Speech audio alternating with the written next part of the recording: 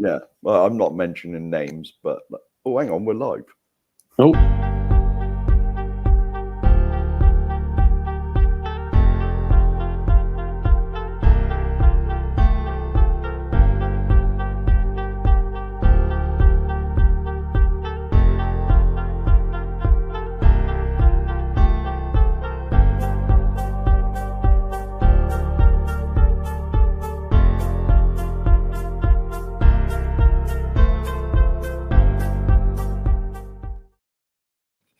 Hello and good evening to you all, and a very warm welcome to the Tuesday edition of Spurs Diehards TTID.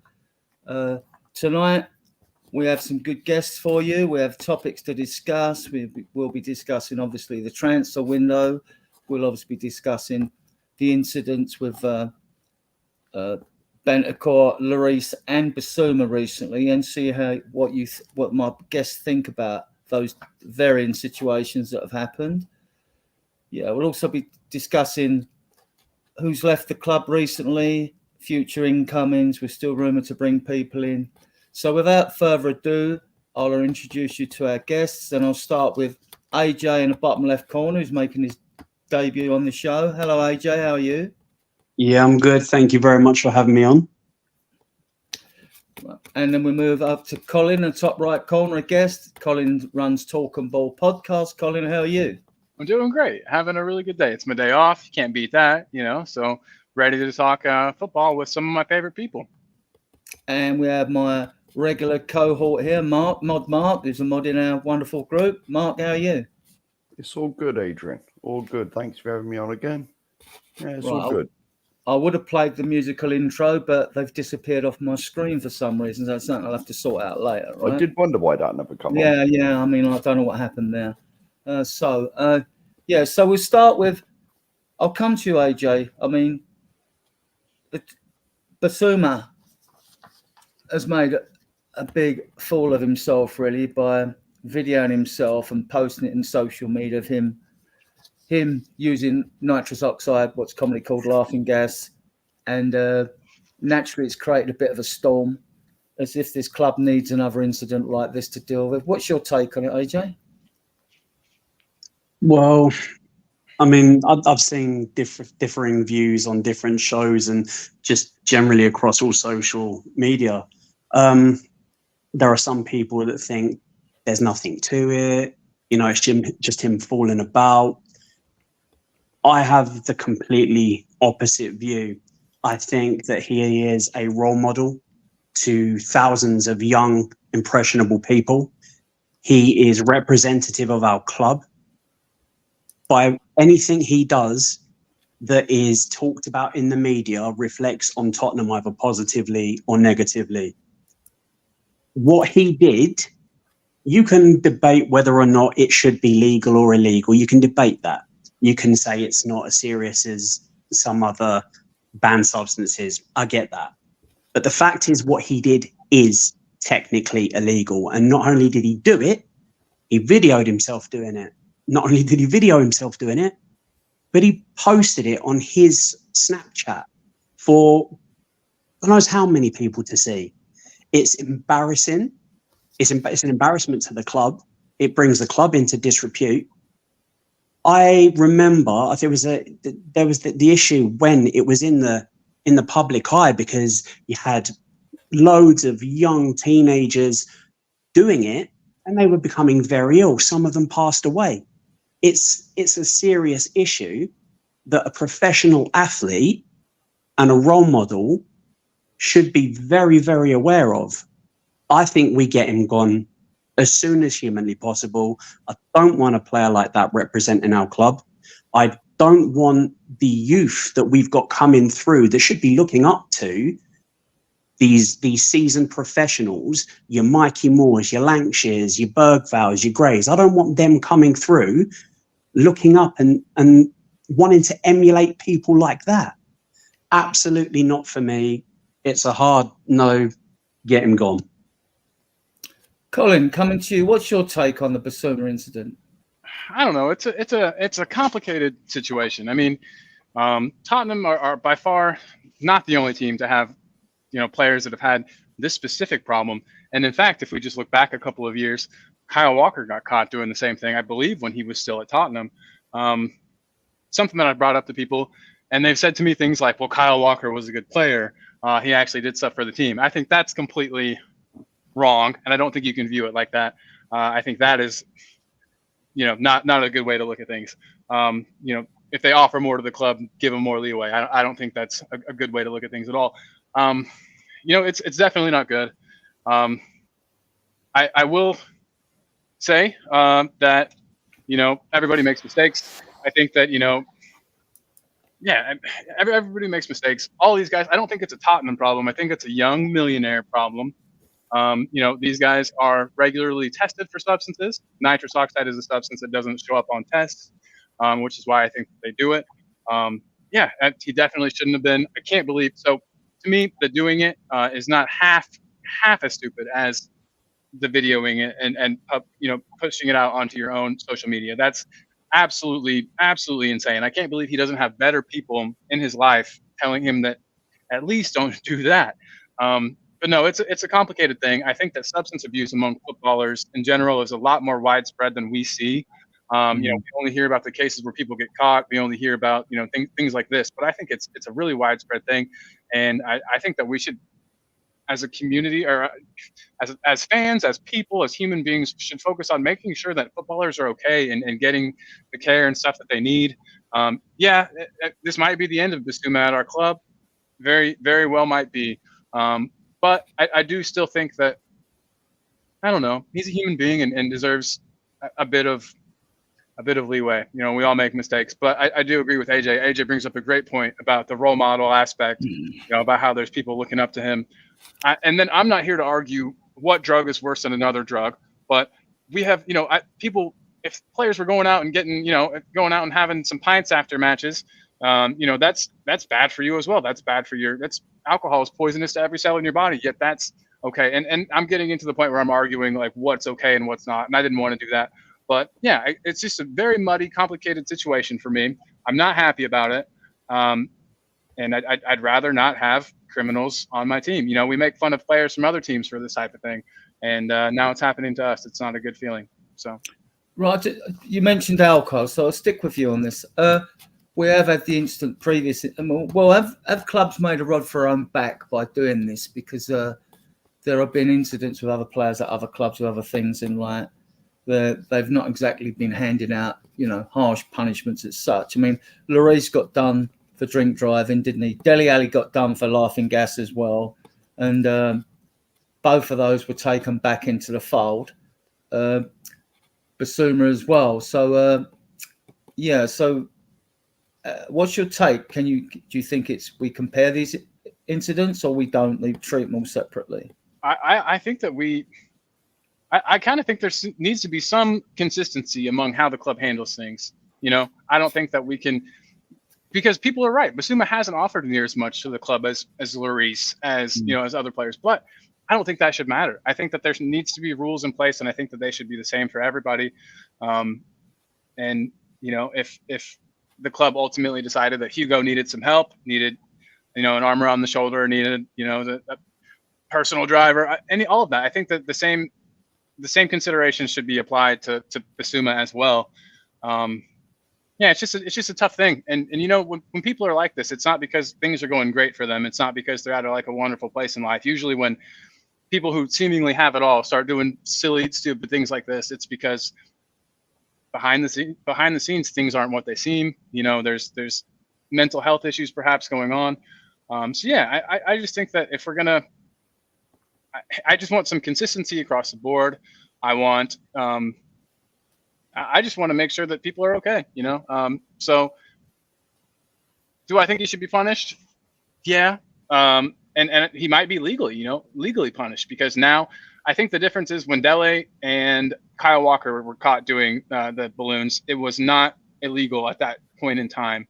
And now it is, which is one of the main differences I hear people talking about. He might find himself in some legal trouble. We'll find out. But I'm excited, not excited, I guess, but I'm looking forward to seeing how the club handles this, because I think it'll set a precedent on how it goes in the future. Well, Chelsea have recently had an incident as well, haven't they? Mark, coming to you, what's your take on the Basuma incident? Well, I agree with what AJ and Colin have said. You know, it's just stupid. You know, you got to remember he's in the public eye. You know, he's paid an awful lot of money to do his job. Now, if this had happened the beginning of pre-season, all right, they were abroad and there's probably different laws in the countries they were in, but you could have sort of understood it. But to do it like Saturday or Sunday, whenever it was, when there's 1 week to go to the season starts, is, you know, to me, is the question I got to ask is why the hell did he film himself doing it? For You know, sure. if you're gonna do that stuff, don't bloody film it and stick it on Snapchat. You know, or whatever site, whatever thing you put it on. You know, you know, because if he hadn't put it on, was it Snapchat he put it on? I'm not. See, I don't have any of those, so I don't know. For No, sure. no, I don't have any of it. I don't even know what they are. It was Snapchat, yeah. His Well, all right. personal Snapchat as well. Yeah, all right, and so we put it on Snapchat. I mean, if he hadn't put it on there, no one would know. Because it's like one of you said, it don't show up in drugs tests. Yeah. You know? And so, like, you know, if he wants to do that, I mean, personally, the amount of wages they're on, I'm not sure what his wages are, but it's a darn sight more than I'm ever going to earn, probably in 6 months. So, you know, it's more than I'll earn in a bloody lifetime. You know, so, you know, I mean, it's a bad look for the club. You know, And it's not as though he's a long-time established player either, is Yeah. he? Then fans are more forgiving with a Lloris than a Dele Alli, aren't they? I mean, even so, though, if you break the law like Lloris did, drinking and driving, I mean, that's especially all the money they got. I mean, flipping heck, if I go to the pub, you know, if it's far away, I get a taxi home. You know, you know, and if I can afford to do it, then bloody. You can't tell me that they can't, like, you know, get a flipping cab or something, you know? Exactly. Why would you drive when you've got all that money? You know, because, all right, we've all been out and we've had a few when we do stupid things, you know, but if I went out and did something like that, that's for me to live with. You know, it's not plastered in the bloody, all the tabloids and all over social media. Doesn't lower your transfer value. It doesn't affect the amount of exactly. It doesn't affect your employer. It doesn't Well, I'm worth nothing anyway, so you know what I mean? But you know what I mean, though. Yeah. It's just, you know, I don't care what they do, what anybody does in the privacy of their own home. I couldn't care less, whatever you do. But if you are a figurehead, whether you like it or not, he is in the limelight. He is representing our football club. Yeah. And if you're going to do that, do it at home where no one's going to be posting pictures. Let alone you could not understand it, but you could say if it was somebody else that had recorded him and sneakily posted it, actually, you know, that's, you know, he's doing something in the confines of his own home, his privacy. He's, you know, that's a bit out of order. But the man did it to himself. Well, exactly. Right. And AJ, I haven't seen the video. Like, was he in a car? Was he at a bar, like a nightclub or something? I haven't seen the videos because I won't give it. Good call. Yeah. Attention. But I have seen the screenshots of the picture, and it's him and his friend beside. And you know, if you're taking like a selfie or trying to record yourself and you're holding the phone up, it's him. He's got his friend in the background. He's got the balloon to his mouth. And he's recorded it and posted it to his personal Snapchat story. Oh my Yikes. God! Yikes. And to be honest as well, you've only got to go. I mean, you've only got to go back to when we was in lockdown, and was it Lascelles and a load of others had a party? All the rest of us had to stay in. That was illegal. Yeah, all the rest of us had to stay in, and they were there over Christmas time, weren't they, having a party? Right, guys. What about the fact that the reason this drug this laughing nice drug has been made illegal is because it's been found, or scientists say it's dangerous. So Basuma also has a professional duty to his sport, to be in the best physical condition. Well, of course, to not put himself in harm's way, doesn't he? Yeah, absolutely, definitely. And then Oh, sorry, AJ. I did not mean to cut you off, my friend. You go first. No, it's all right. We just both happened to speak at the same time. All I was going to say is, I'm not. There are loads of things I do know. There's loads of things I don't know. I've tried to educate myself on things all the time. I think it's the only way we improve. It's the only way we get on in life. But I'm not an expert when it comes to contracts. However, I would assume that in his contract, it's got things in there, maybe clauses where he's not allowed to bring the club into disrepute, where he's not allowed any banned substances, and he's done them both. So is he?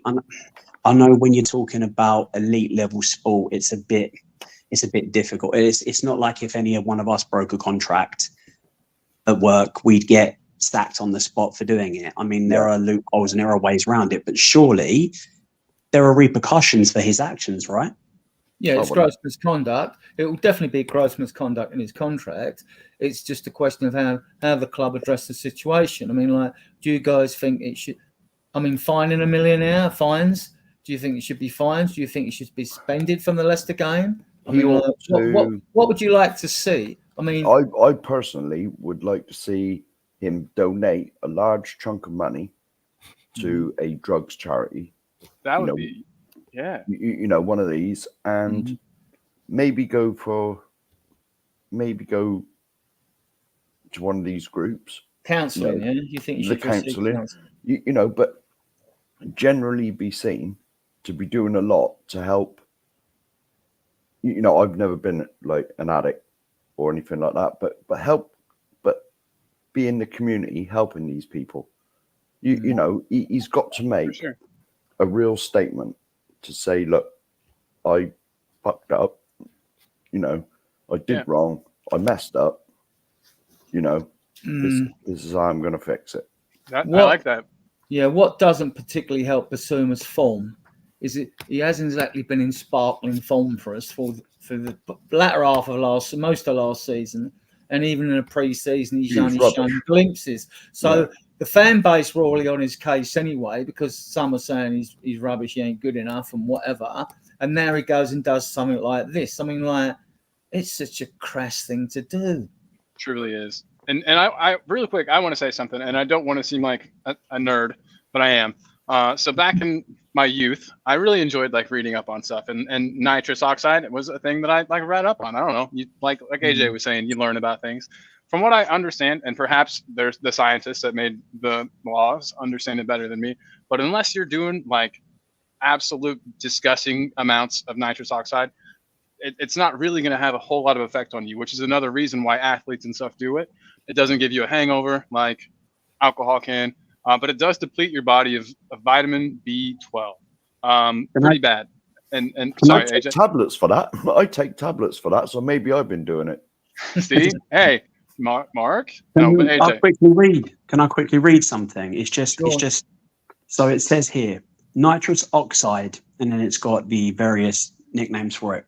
A gas which can induce euphoria, hallucinogenic states, and relaxation when inhaled. Nitrous oxide is a neurotoxin, and excessive use can cause long-term neurological and physical damage. So once at a party, messing around with your friends, okay, people do stupid things. Yeah. But if he's doing it regularly, it could be impacting him on a level that's causing him to not perform to his peak ability whilst representing our club. Can I just say something? Fair dues, yeah. Right, I'm sure it was nitrous oxide when I was a kid and used to go to the dentist. They give it to me too, yeah.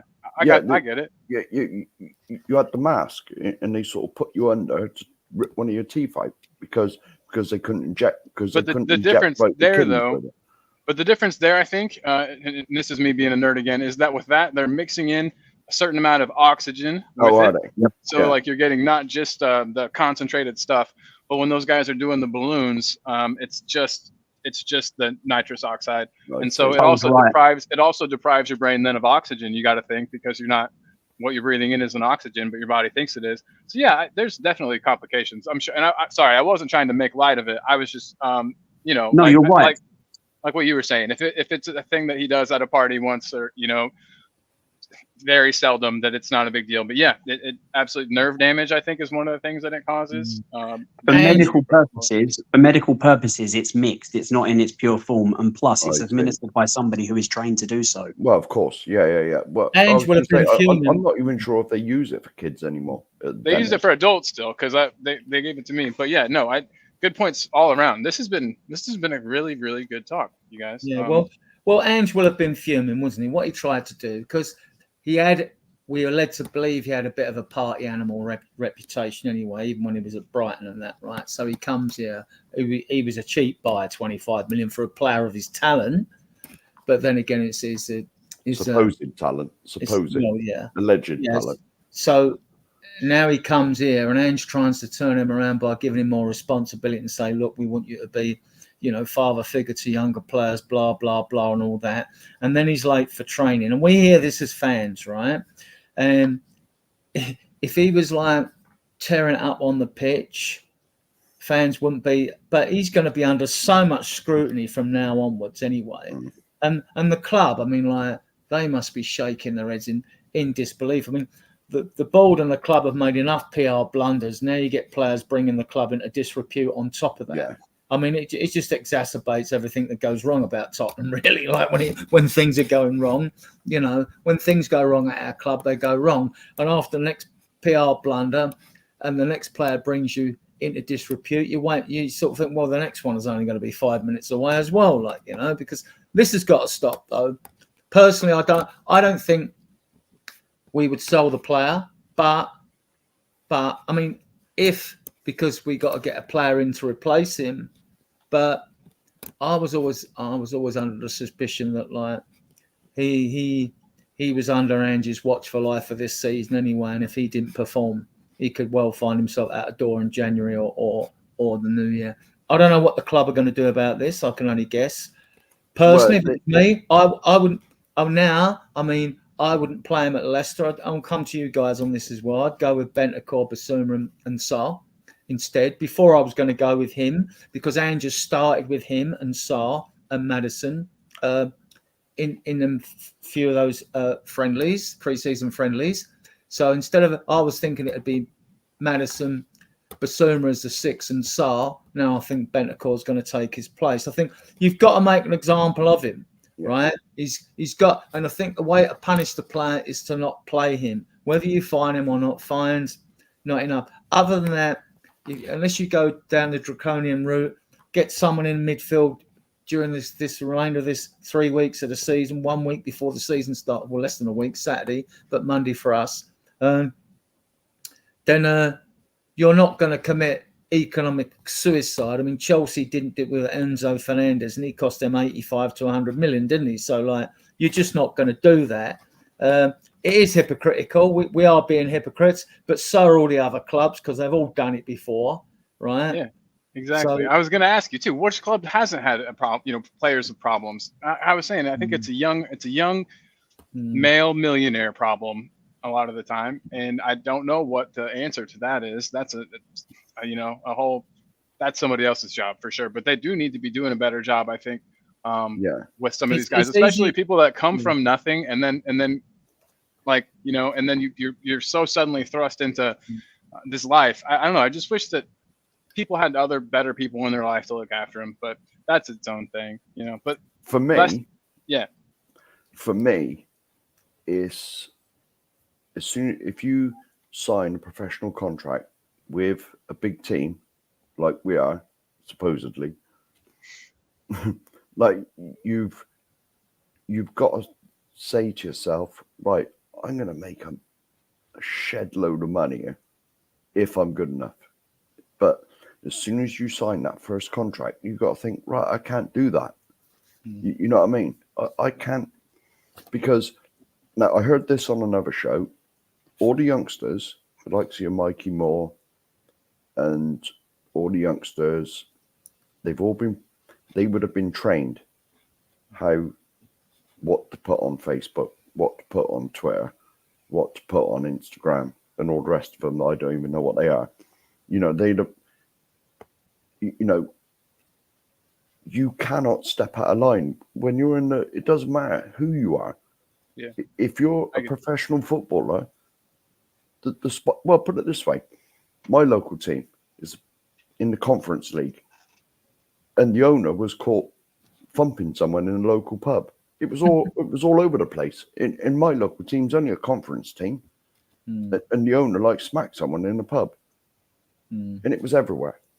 mm, You mm. know, so if you get, if you're a Premier League club, anywhere you go, you can have cameras flashing at you. So would you, as a bare minimum, guys, I'll ask you all, because I said I don't want him to start against Leicester. Do you want him to start against Leicester, Mark? No. There's got to be a precedence Did of a punishment. Lloris missed one game after his thing, right? Oh, think did he? it I was can't one. remember that far back, to be honest. I can't remember. I think can't there remember was. what I happened think it was yesterday. one match that Lloris missed. I don't know. I'm just thinking too if that has set a precedent. Obviously, Yeah. different manager. Sheesh, this that automatically changes everything. I think that I wouldn't play him, and I damn sure don't think Ange is going to play him. You know what I mean? Ange is, like you guys said, Ange is beyond mad. I think Ange will probably sit him for a while.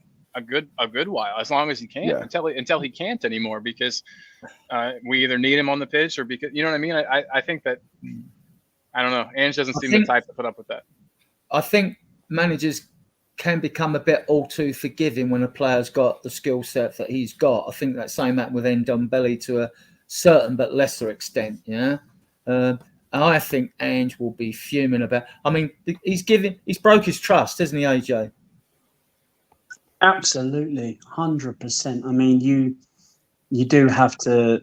The trust goes both ways. The players have to have complete trust in the manager, and the manager has to have complete trust in the players. And you can govern what they do inside and around the stadium, inside the facilities. You can govern that to a certain extent, but you have to be trusting of them when they're in their own homes, when they're out and about with their friends, family. You have to hope that they are mature enough and respectful enough to not put themselves in such situations and to bring unwanted negative attention to the football club. I think he should be benched. I think he should be benched for a very long time. Yeah. I would bench him maybe for the first month unless we absolutely need him to come on. But I don't want a player like that at our football club, where there are young, impressionable people in and around the club, where there are him. Yeah, he could donate loads of money to various charities. He could, I mean, his apology was terrible. That was an afterthought. He could, there was many things he could do. You could fine him, but he's on whatever stupid amount of money he's on. Is it really going to make a difference? That's kind of bolting the gate after the horse has gone. I don't want a player like that representing our football club. Colin, Were you as mad though? Were you as mad with Lloris's drink driving thing? Where he like? Yeah. Absolutely. Perfect. I wasn't saying that you weren't. I was just saying I've seen a lot of people that I feel like don't equate them, and so thank you. That's all. I'm glad. For me, if something is wrong, I don't care who you are. If we're the best of friends, worst of enemies, if something is wrong, it's wrong. If something is right, it's right. Getting up behind the wheel of a motorized vehicle when intoxicated, under whatever it is, whatever the substance is, where your judgment is impaired, you could not only injure and kill yourself, but that's your choice. But there are other people, innocent people, that didn't choose for you to be in that situation. They could be injured or killed because of that. Especially in London. Absolutely. You know what I mean? It's a major 100%. There's always people walking about. Colin, surely the club have got to do something, and even the board would have to have a word with Ange if Ange hasn't already decided to take action, which he should have already decided, because the players broke his trust, right? I mean, what sort of example would it send to the younger players if nothing is done about this? 100%. Oh man, that would be terrible. It would show them that as a professional footballer, the laws and rules don't apply to you, and that's the last, I think, thing that we want to be teaching any generation, let alone the next one. But I mean, he's going to have to sit. Everybody's right. He's got so much money that less money for a while isn't going to really, I don't think, hurt him in a significant way. I don't want to say hurt him, but make him think back or be upset that he did the thing he did. I don't think money really matters at this point.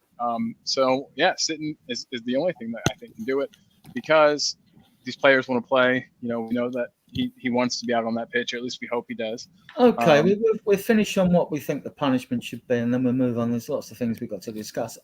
So, I mean, I'll lead. I think 4-match ban.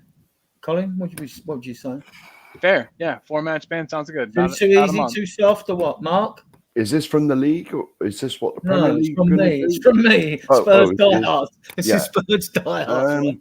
Well, Ange has already said it's going to be dealt with internally. So whether we'll ever find out what it is, but personally, we'll know if it's a match ban, because he'll either won't be in the match day squad, which he shouldn't be, right? Even on the subs bench, or otherwise internally we won't know. We only know what we physically see out there. You know? So, yeah. But personally, he's got to be dropped for at least one game, at least one. I think one's a bit too soft, personally. Well, that's why I said at least one, because there's got to be a message sent out there. You got to remember, we've signed a couple of youngsters this year, and there's the youth team that are doing particularly well. It's not the example you want to set them. I'll just go out and do what you like. You'll be all right. If we're correct, guys, you can correct me. I know that we don't get too many games into the season, then we get the international break, the dreaded international breaks again, don't we? Or the League Cup or whatever. So I'm not sure, unless you look it up, Colin. I heard on another. Until then, I heard on another show our first League Cup game is sometime in September, because we go into it the third round this year. Well, the transfer window goes in 2 weeks. In 2 weeks, we got 2 weeks of games till the transfer window ends on the 1st of September, and then if you're saying it's the first week the League Cup game, maybe it was the 18th. I heard. I think. I'm not sure. I haven't looked that far ahead, and I usually do actually on forthcoming seasons to see when the first international break is. But maybe banning until then, or I want to see him get a little. AJ, how many games do you think he should miss? I think you hit him hard. I don't want to see him representing the club for at least a month. Right. He has to understand the gravity of what if there is any way back for him, he has to understand the gravity of what he's done and the far-reaching effects of it.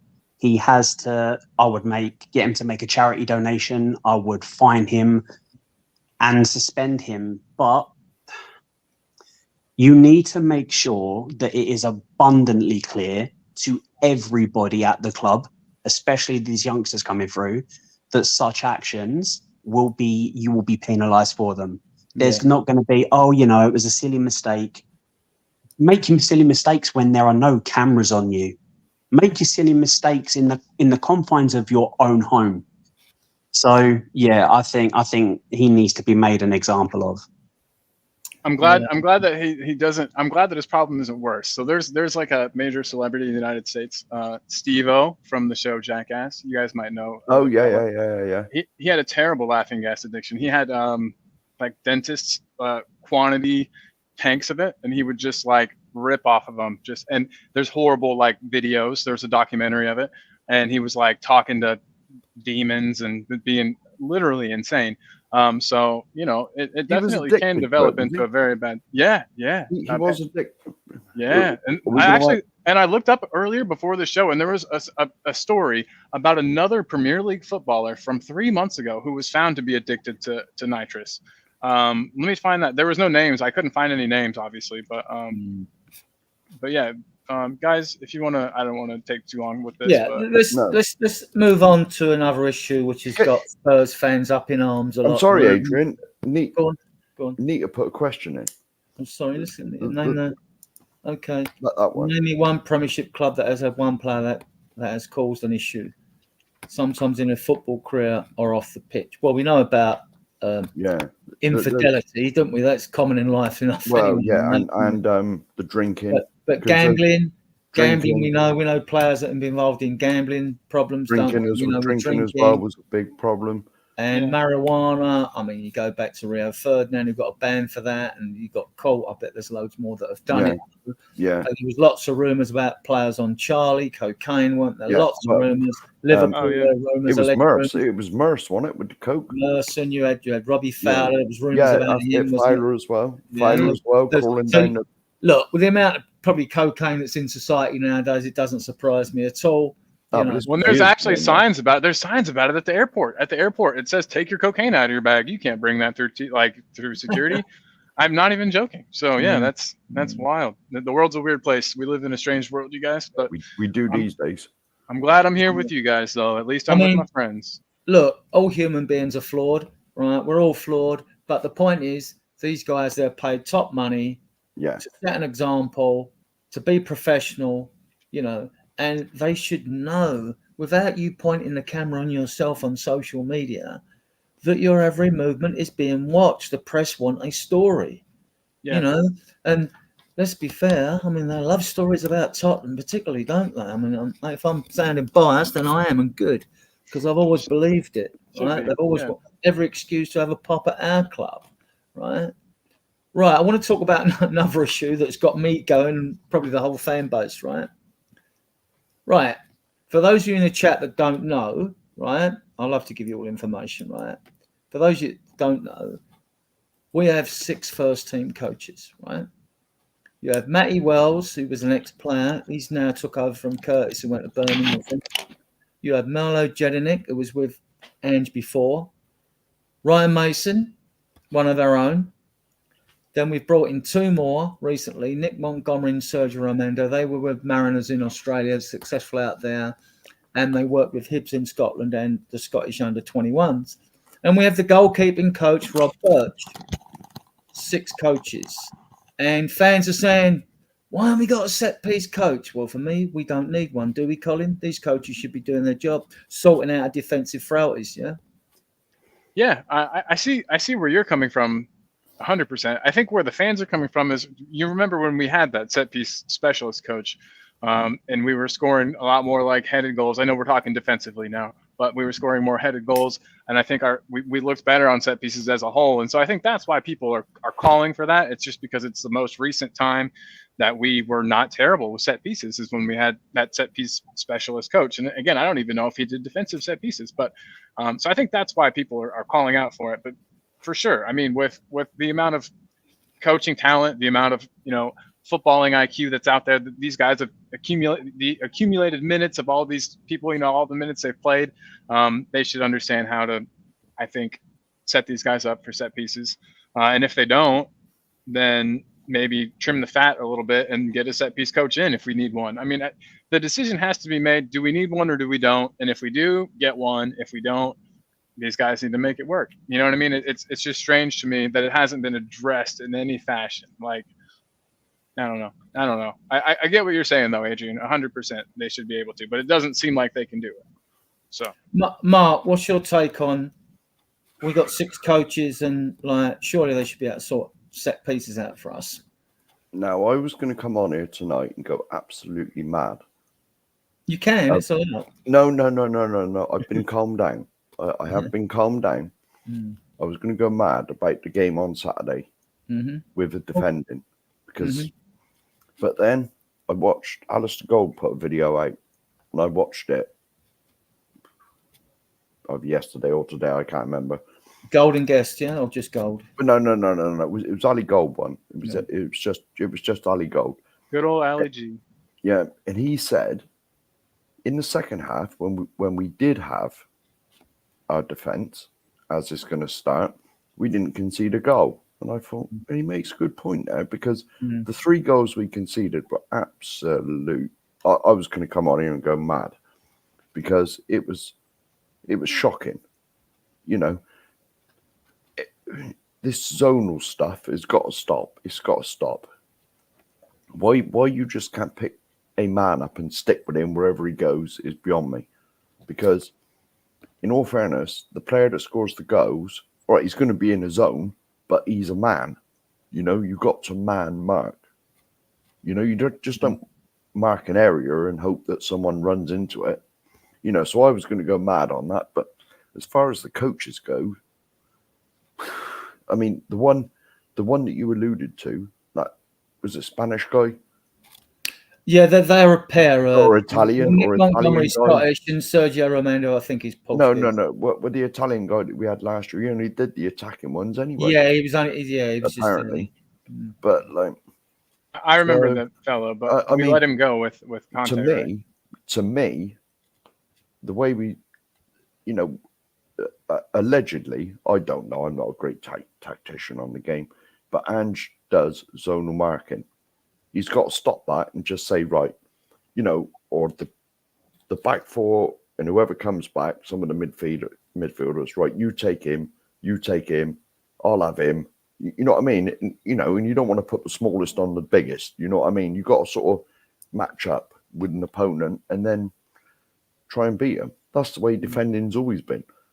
Because what I saw in the Bayern Munich game, like, it just reminded me of football, like playing football in the playground. It was like when I was a kid, you just chased after the ball. You didn't worry about the spaces, and you know, it was comical. And if we play like that, like the big teams are going to destroy us, absolutely rip us a new one, and it's worrying. It's worrying. I mean, I think Ange just got to change. He's got to say, right, man, Mark, none of this zonal nonsense anymore. Sometimes. Oh, sorry. Go on. I was going to say, if you have the players for something and it's working, great. You know what I mean? But if you don't have the players for it, I feel like you got to change at least until you get the players for it. I see. You know what I mean? I'm just agreeing with Mark that. Yeah. Well, I'll be honest with you. I've never liked that zonal stuff anyway. Because I'm not like against it as a whole, but if it only works if it works, and if it doesn't, then I mean. Yeah, exactly. Change it. Yeah. What exasperates me, even though Ali Gold said that about the second half, all right, I get that, right? But what exasperates me about that, in the two games against Bayern, right, both times Gnabry was given so much room on the left-hand side of the field. Yeah. And I know Spence came across, so he's been playing at left back, and the same thing happened in both games. We didn't learn, right? So what players have to take some responsibility here as well. This isn't just tactics. They should know better. Vicario should be shouting at his defenders. For the third goal, Jed Spence was at like left centre back in the middle of the area. He looked in the daze. He didn't know what he was doing. Now the kid's improved a lot recently. I still question his defensive capabilities. He's good going forward. He does a nice little things going forward, and everyone forgives him everything else. And on the left for that third goal, when Muller scored, right, Decky had come back in left back to help out, right? And I looked and I'm thinking, my God, you can't even get the basics right. The players can't. You don't even need to coach that, in my opinion. What infuriated me was the fact that, you should know the keeper should be shouting at the defenders, I want you to go further back. What happened against Arsenal and other games? They all overloaded the far post. Yeah. For when crosses come in, and our players, where's your intelligence to just think, if you know there's players behind you, we've all played football, you move over, you take up a different position.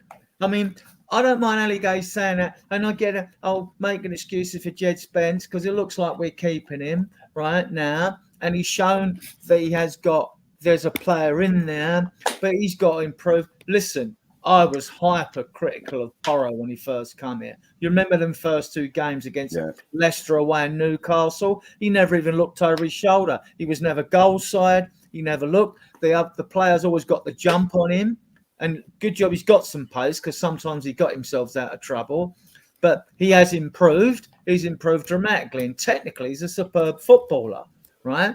But Jed Spence, he's green. He's green when it comes to defensively. He's still raw. I mean, he's got time to improve. I remember when Kyle Walker came. He kept getting caught up in field. But he's another one who's got pace like Spence. So as he learned to time his run, when to go, not to go. And he's probably still one of the best right back or the best right back in the world now. And he's in his 30s.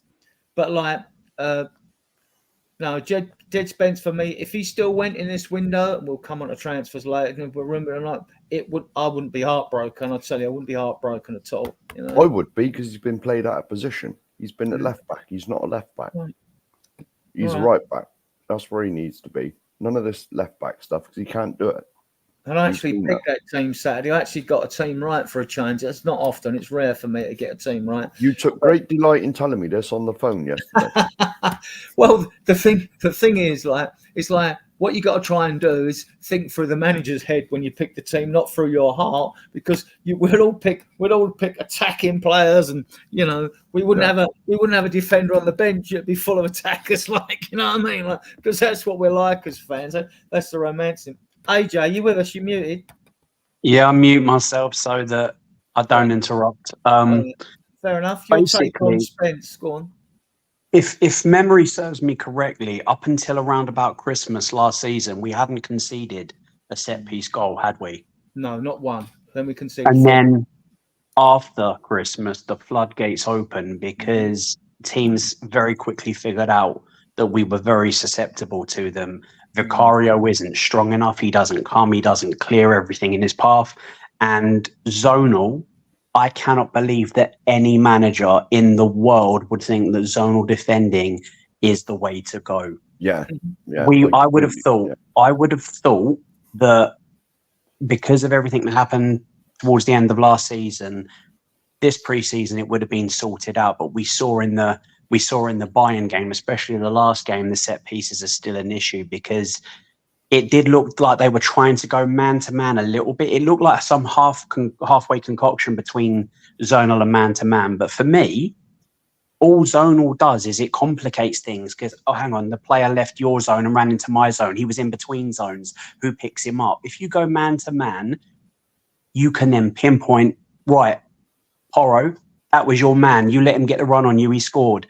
You need to get tighter. You need to stop him making that. You can pinpoint who made the mistake and work on it. Zonal leaves everything so vague and, well, whose zone did he start in? Do you stop him from making the run across and coming into the next zone? Does the person in the zone where he scored pick him up and stop him scoring? It's just a way of passing the buck and there's no accountability in it for me. It's something that needs sorting out. And you would think with 6 coaches at the club that one of them must have just at some point gone, actually, this is an issue. But it doesn't appear that anybody has. So if they're not doing their job and they're not spotting our weaknesses, it's all well and good them coaching the attack in the final third and this is how you move the ball, create space, this is what we're doing at this end. But if they're not rectifying the problems, you could score 3 goals. If you concede 4, you've lost the game. Yeah. If nobody is picking this up, if they're making mistakes, maybe it's time to get rid of them and get somebody in that can do the job. I completely agree. I absolutely 1,000,000% agree.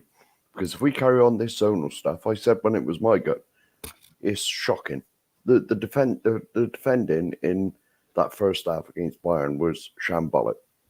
And if we're going to play like that all season, Man City and teams like that, well, I hate to say it, but them lot down the road. Some people, the bits. They are. Some people are making excuses saying, well, you know, it's not our first choice defense. And, you know, it's probably not really even our second choice. It's a complete mishmash. And I said to them, yeah, I get that. The issue being is they're still professional footballers. They still know when they're selected for the position they're playing, you work on that through the week. It's not just last minute. Oh, actually, we need someone at centre half. There you go, play the position. You know what is expected of you in that game, and then to not do it, you can't go, oh, you know, well, it wasn't our first choice. When it was our first choice defence, we totally different. We looked a lot more solid. With Bentancur on as well in front of them, there was that solidity, there was that safety, and we just looked so much more composed. But that in itself is a huge issue. If when the first team isn't available for whatever reason, if Van der Ven and Romero aren't available, and whoever else steps in is going to offer that, be all at sea when the ball's coming in the box, not picking up their man, that is worrying for me. Colin, you got to add to this because I'm going to come to Vicario after you've had Oh, Stones. Not a lot. I mean, I feel like you guys have done a pretty good job in covering it, saying a lot of what I feel. Yeah, they are professional footballers. You would hope that when someone has to step in, that we could make it, that work. I think with our team, with Spurs, I think you could sub out about 2 of your starters. Last season, I always said you could take out about 2 of the starters and the team still function half decent. You should be able to obviously rotate out more of your players than that and still function as a team and play the same system. So yeah, there's obviously something going on. And if these players can't play the system, then we got to phase them out. And it does seem fair dues that we are phasing people out. We are getting players out of the club that don't fit the system. So I mean, Rome wasn't built in a day and all that. So yeah, maybe they're doing what I want. Just slower than I'd like. So it does seem like we're getting the players that can't play the system out, bringing in players that can, and hopefully that continues. And then maybe we won't have this issue, and we can play the first or second team and have a tight, nice, pretty defense. That's all I got. Right, I want to talk about Vicario.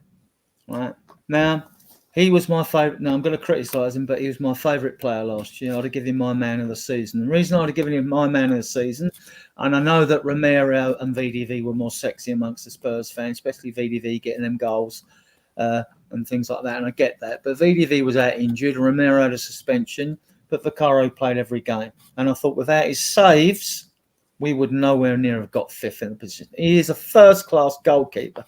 But, and here comes the big but, Rob Birch needs to have a word with him about his distribution, right? At the beginning of the season, he was distributing the ball a lot quicker than he is now. Now, Lloris was awful at it. Lloris would go for a Sunday stroll in his penalty area before he got rid of the ball, and your opposing players would all be set and marking you up, right? Now, at the beginning of the season against Brentford and all that, you remember when Vicario threw the ball to the halfway line even from his penalty area, and he was much quicker. And he's also got to stop these suicide throws out to the centre midfielder, which has cost us 2 goals. Good job it's in like friendlies this has happened and not in league games, because he is a good goalkeeper. And then people are saying, "Oh, bring Austin in there," and all. Hold on, keep calm. Yeah, say these are easily fixable things. Yeah. Where I don't agree with Ange is sometimes when you're in that position, I get the possession base. I know it makes some fans nervous when you're playing in the last 10 yards of the pitch.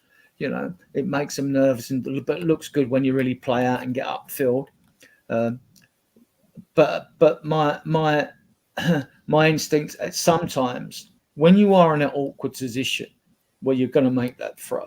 I know why you don't kick the ball. We don't kick it long, because once you kick it long, it becomes 50%. It becomes percentage football, and usually if you're kicking it long, the opposing team will always have an extra defender there. So the chance it's not 50-50. It's going to be like 70-30. They're going to win the ball, right? But I still think at times just kick it long, lump it. Yeah. I mean, I'm not saying you should do it all the time. What do you think? Do you think he's got a bit slow with his distribution, Colin, or what? Well, I just wanted to real quick first agree with sometimes you just have to kick it long. It's got to be a tool in your toolbox. As a goalkeeper, you got to have a bag of tools, and one of them has to be a long, accurate kick. I mean, I just feel like that's Joe Hart style when peak Joe Hart. But anyway, yeah. I mean, especially in this preseason, his distributions looked suspect. There are times when he has put players under considerable amounts of pressure by feeding them the ball when they are absolutely in no position to receive it. And like you said, it's preseason, thank God. I really, really hope that he's been pulled aside and shown these things. And he has. I mean, he's a professional. I think that he wants to improve. Another problem I have with him, more than his distribution, I think, is the fact that he parries the ball back into like dangerous zones instead of ever like claiming it or even pushing it far out. The amount of times where he'll make a great save, but then put the ball right at an opposing player's feet for them to score is worrying for me. Yeah, I think that the distribution thing can be ironed out, like you were saying. I think people that want Austin in are reactionary a bit and just kind of hang on. And season hasn't even started. We gotta, of course, let the number one start the season, see how he does, and I'm sure that he'll have tightened it up by the beginning of the season. Sure of it. Mark, you happy with Vicario? Well, when he first come in, he was obviously a lot better with the ball than Lloris was, because every time Lloris got the ball, we were all like shaking, terrified, because, well, most of the time he'd just kick it straight into touch, but I was expecting him to kick it straight in the net, to be honest. Sometimes, because with his feet, he was, let's face it, he was awful. God awful, yeah. Yeah, he was awful. But, like, that doesn't take away the greatness he'd done for us, but certainly the last couple of years he was with us, he dropped off massively. And when Vicario come in, he looked really good. It's like you said, Adrian. He gained us so many points. How many great saves did he make? But I'm with Colin. He always pushes it into that. He's got to learn to tip it round the post. Just give away. Well, if we give away a corner, that's like we just 50-50 goal. Yeah. Yeah. I was going to say, if he's going to tip it round the post for a corner, that's more or less a goal anyway. The way we defend corners and like free kicks from like out wide. So, but I'm with Colin. I just wish he wouldn't push it into that danger zone. He always seems to push it into the six, right in the middle of the goal in the 6-yard area, and there's someone there just to tap it in. But it's a learning thing. First of all, he's an outstanding goalie. Don't get me wrong, but it's the defense they got to sort out. They got to stop this this zonal stuff and pick people up man for man. If we can start doing that, which I pray we do, then hopefully, we won't concede. What was it, 61 last year? Hopefully we can get that to the 40s, maybe. And 14 from set pieces since Christmas. Well, yeah. AJ, what's your take on Vicario? I mean, the last couple of games they did try and sort out him not being bullied at the post. I noticed Dragerson helped him a couple of times he came on. He wasn't taking no crap off an Owen Dragerson, and he did start to push himself. And they started to give him room so as he can, because the goalkeeper's got to be able to come for the ball if he has to come for it. I like Vicario. He's a very good keeper. He's very athletic. He's an athletic keeper. He's not a big keeper. He's not solidly built. He's not strong. When he comes and he parries, he doesn't ever seem to get enough on it. The ball seems to always end up dropping in dangerous areas. That's something I'm sure that can be worked on. Spend time in the gym. His reflexes, his reactions, very good. He made the same mistake in the 2 Bayern games. Very, very, very poor pass, very under-hit pass, and the ball got turned over and, we conceded. But people saying, we want Austin in. I don't mind people being reactionary. We all are to a degree. We see something, we hear about something, and the initial reaction is, once we've calmed down and clear-headed, then we go, actually, maybe I was a little bit overzealous. Anybody that is still saying they want Austin in over Vicario, to me, there's some sort of agenda there, because that doesn't make sense. Vicario, I can't remember how many years it is. Lloris was an excellent servant for us. Loved Lloris. Towards the end, it soured a bit. Downed his tools. Toys out the pram, various different things going on. But for the main part, Lloris, excellent goalkeeper, served us well. But Vicario last season, it was the first season in, I don't want to pick a number, but there was quite a few seasons where we hadn't conceded a goal directly from a goalkeeping mistake. That happened regularly in seasons with Lloris, and Lloris's distribution was terrible. Many games, he'd go to kick the ball out to the wing, overhit it. The ball would be out and we'd lose possession, or he'd underhit it and it would be nicked off of whoever your wide man is. I think Vicario is very good, but he's got to polish up on the things he's not good at. He's got to be stronger. He's got to dominate in the air. He's got to dominate his box. He's got to go long sometimes. You can't stick to one way of playing, because when people find out how you play, when people find out that's what you're doing, they're going to cut you off. So you can't do that. You need to give them a problem. You need to keep them thinking. oh, he's going to come short. Boom, you play the ball into space. You've got someone running on. The opposition have pressed up because they think you're passing it short. Then you're on your way, right? Mm. So you need to adapt in every scenario, like every situation. You need to be able to adapt. You need to be fluid. You can't be rigid in this is the way we're playing. This is the way I'm doing things, because you're opening yourself up to problems. Right. Anyone else want to add anything onto the defensive frailties? Right. Right. Please let Wise it be words from you fixed. guys, though. Right. Okay. Please let it be fixed is all I got to say.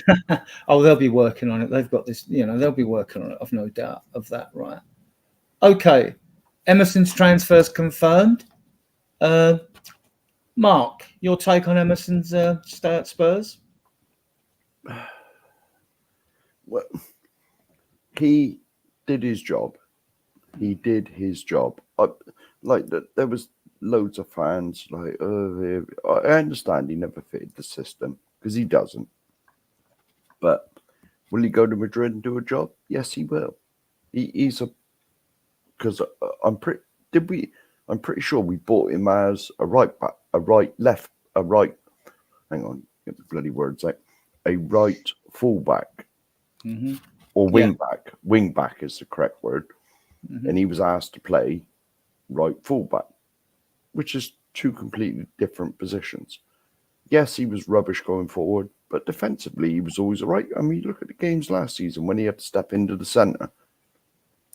I mean, what was the game we drew? Did we draw 0-0? What game was it that he helped us win a game where we weren't supposed to win? And it Was it against City? Possibly. It was him and Davis in the two centre backs. Yeah, those were scary times. Those are scary times, man. Yeah. I think it was the City game. Was it the City game? Yeah. Was that the 3-3 game?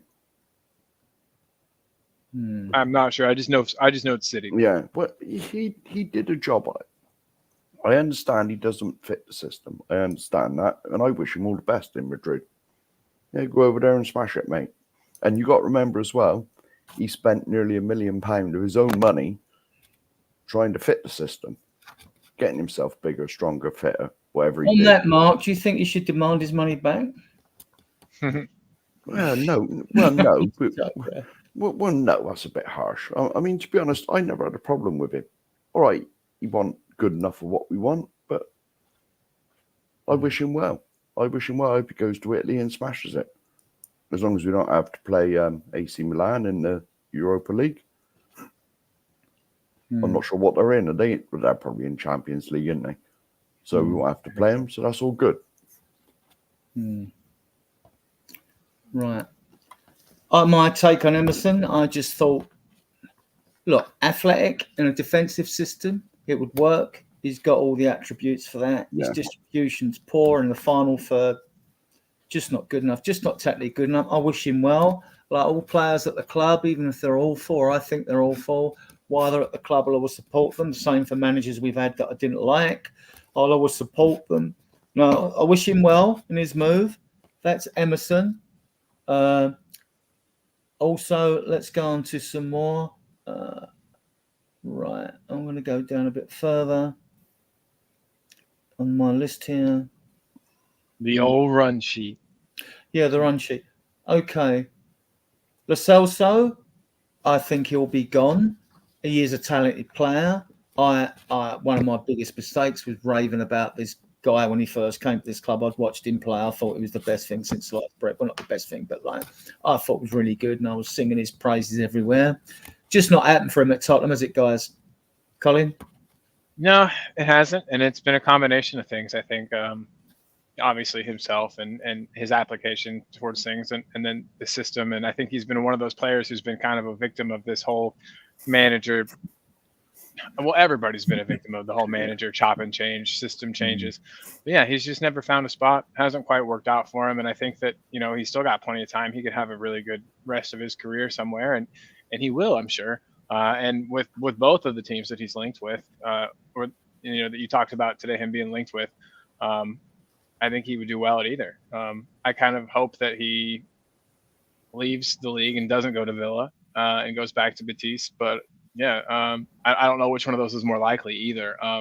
Do you know? Has there been any more news on one of those than the other or anything? Have any of you guys heard? Cat's out of the bag. Adrian told me that it was Betis and Aston Villa sniffing around. Yeah, I mean, I think Emery would like him, and for the price that Spurs say they wouldn't let him go for 10 mil, but he's in the last year, I think, of his contract. Beginning of the season, he was worth more than that to me. I was arguing the case. I couldn't fathom out that Alex McAllister goes from Brighton on a release clause of like 35, 36 million to Liverpool, and the only reason he played in the World Cup final was because Lo Celso was injured, because Messi loves Lo Celso. And now we're getting rid of a player. We've got rid of a few players a little bit cheaper than they should have gone, but it is the market, and the transfer market has gone through a period of deflation, mainly due to COVID and the new financial rules that are in place. And I don't think it's a bad thing, because every time clubs get more money, they just think to pay a bit more for a player or more in wages. So, to me, I just think, no, so I'm not too bothered, and I'm not bothered if, when they turn around and say Man City and Chelsea, if they get fined or relegated, their owners will take their money and go elsewhere. Well, good, go elsewhere. The league will survive without you. You've only won crooked cups anyway. Right, anyway, before I go off on a mad rant. No, go off. I like it. It's funny. All right, okay. So, AJ, you got anything to say about Lo Celso? Yeah, he's just disappointed, really, hasn't he? On the whole, I mean, he's had moments where he's played really well. And to be fair, when he was called on last season, when he was called upon, he did fairly well. He's just got one of those relaxed, languished sort of styles about him that gives the impression that he doesn't work, that he's not a workhorse. He's not going to be on the front foot, full throttle all the time. He's definitely got the talent. Absolutely. I mean, you don't have Lionel Messi singing your praises if you're an also-ran, But, I mean, he's had injury issues.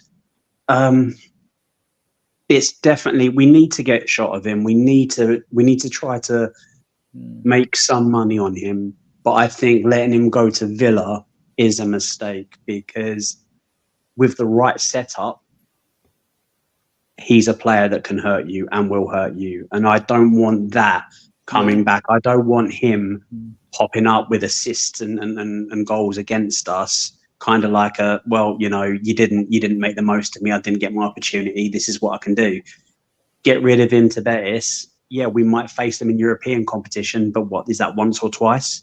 Every other season, maybe, depending on how the draw falls. So, definitely get rid of him, but abroad. I mean, he's a big game player. I mean, he scored away in the 3-3 away at Man City. I mean, and he scored some nice goals for us. Yeah, he did. He's got the technique and everything. I mean, he's a quality footballer. It's just, and no matter what he did, even if he stayed, even if Angelo Axon would like to keep him, I don't think he's ever going to turn a fan base around, because he's been here 4 years. And Jose was the one who signed him full time, so he must have seen something, because he was on loan before then.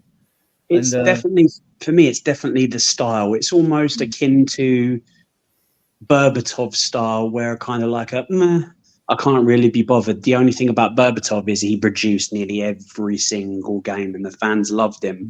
He was either assisting or scoring. He was doing outrageous things week in, week out, and the fans loved him for it. The thing is with Lo Celso is you're not getting that same output, so you look lazy. If you're not putting up those sorts of figures and you have that style, it's very easy to go from what a player to what a lazy. Do you know what I mean? It's right. I'll stay with you, because now we move to a player I found as a bit of an enigma to me. Reguilon. There's rumours that Barcelona and Galatasaray are interested in him. What's your take on Reguilon at Spurs? I don't think he's got a fair shake, to be honest, especially recently. I think I like him as an attacking threat. Very good. Pace to burn. Great left foot. But defensively, he's too, I don't know. I think he might be too small, too slight built for the Premier League. he's not going to go man to man defensively and come out on top against your big centre forwards, against your big wingers. It's not going to happen. So it's a shame because I really did like Reggie when we got him. I just, if he doesn't fit the system, if he's not going to get game time, no ill will, move on, have the best season, mate. Thank you very much. And we go again. Mark, your take on Reguilon? I'm the same as AJ. I really liked him when he first come in. But that was Jose. Yeah. Was it Jose that brought him in? Yeah. And he was doing bits. And I couldn't believe when we sent him out on loan. Where was it Man United he went to on loan? And to be honest, and then Brentford. Yeah, and this sums him up. Even when he was at Man United, and is it Shaw as a left back? Yeah. When Shaw was injured, he couldn't even get a game then. That they played somebody else there instead of Reggie. So, well, it's just one of them. I mean, I rated him, but sorry, off you pop sort of thing. Yeah. Is there any rumours where he's going? There's been a few in the past and all that going.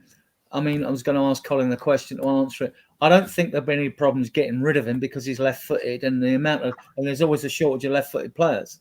So, Colin, I was just going to say, on Reguilon, I think they'll be gone, and that'll be about 17 players we've got rid of. Like, you know what I mean? But do you think that he's got attitude problems or something? I mean, there must be a reason why this guy doesn't get game time no matter where he goes. I think you're onto something there, because when we've all looked at him, he's shown glimpses. All right, there was times he lunged in, he didn't look the best defensively again, which is, look, to me, my biggest bugbear when players come in, and these new Ponzi terms, because I'm old school, right? These new Ponzi terms, wing back, right? If being a wing back means you're absolved of defensive responsibilities, I don't want you nowhere near my team. Yeah. I don't want you nowhere near my team. Because the first priority is you've got to know how to defend, right? But like with Reguilon, I think you've hit the nail on the head, because I think obviously in training, or maybe his manner, the way he carries himself, there must be something there. Because I'm like AJ, I would have liked to have seen a bit more of him. Go on, Colin. Oh no, that was it. Yeah, I was just saying there's got to be an attitude problem or something there too. I agree with you, because he by merit, I feel like, should have been playing, and that through a few managers now. I think that he's, I'll defend Ben Davis and his right to be at the club all day and all night. But if you guys tell me that you don't think that Reguilon's better in any of the systems that we've been playing on the left than Ben Davis, I'd tell you you're crazy.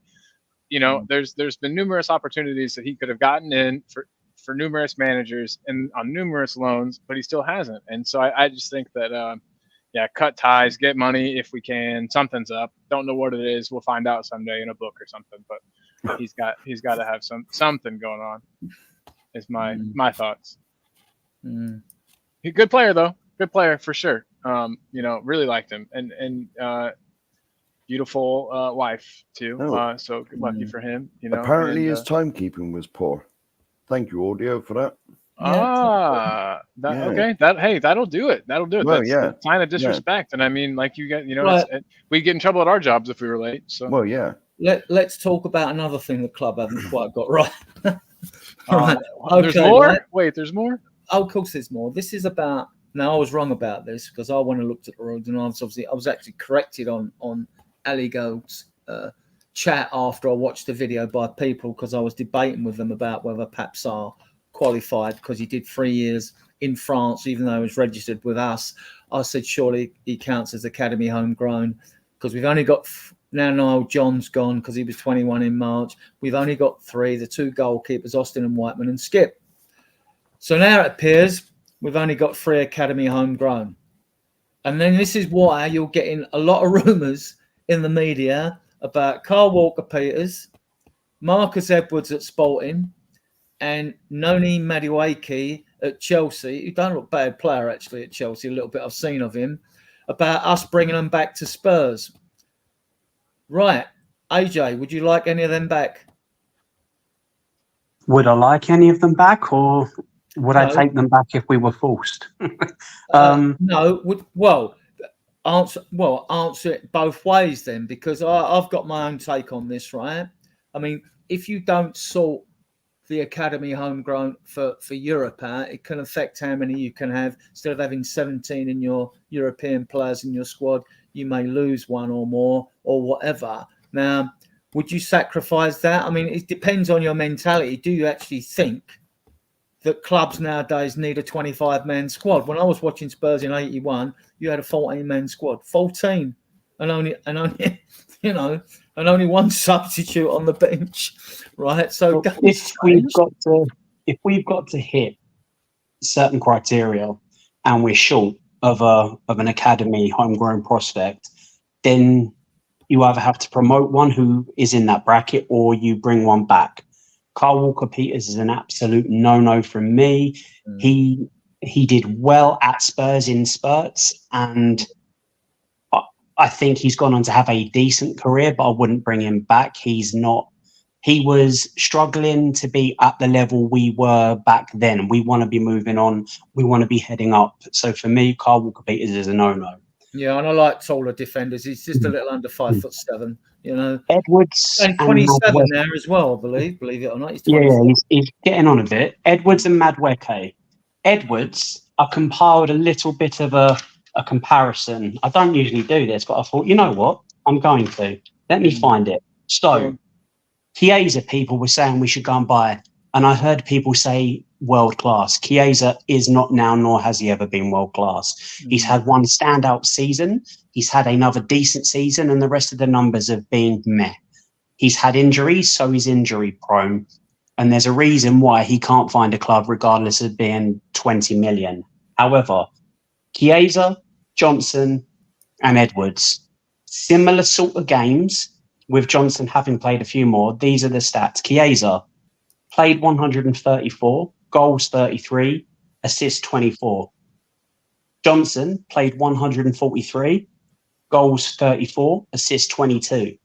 Edwards, 134 games played, 29 goals and 30 assists. So very, very similar in numbers to Chiesa, and he fits the criteria of homegrown and academy. If you're going to go and buy a player, why not buy a player that's fitting the criteria that you're short on, that has posted the very, very similar numbers in the last 3 seasons? And Madueke, every time I've seen him, he looks exciting. He looks an absolute talent. And I believe he left because we weren't at that point bringing the youngsters through. He wasn't getting an opportunity. He was doing better than the rest of his age group, and he wasn't getting an opportunity. So you can't sit there hoping all your life. You're gonna want what's best for you, do what's best for you, and you're gonna look at your options, which he did. So for me, Edwards and Madueke, yeah, there's, either one of them I wouldn't be against. Mark, your take on whether we should be worried about having a squad of 25? Because if we do, then we really would be forced to bring one of those in, or just suffer the 1 or 2 losses in the squad. Yeah, but this is only. But it might mean if we bring foreign players in, we got to leave a couple out of the European squad. See, that is the penalty you pay. I thought this was for the European squad because it is because even though you've got 8 homegrown, for those in the chat, if you don't, 4 of your homegrown players out of the 8 have to be academy trained. And what academy trained is a player that's been in your academy for 3 years before their 21st birthday.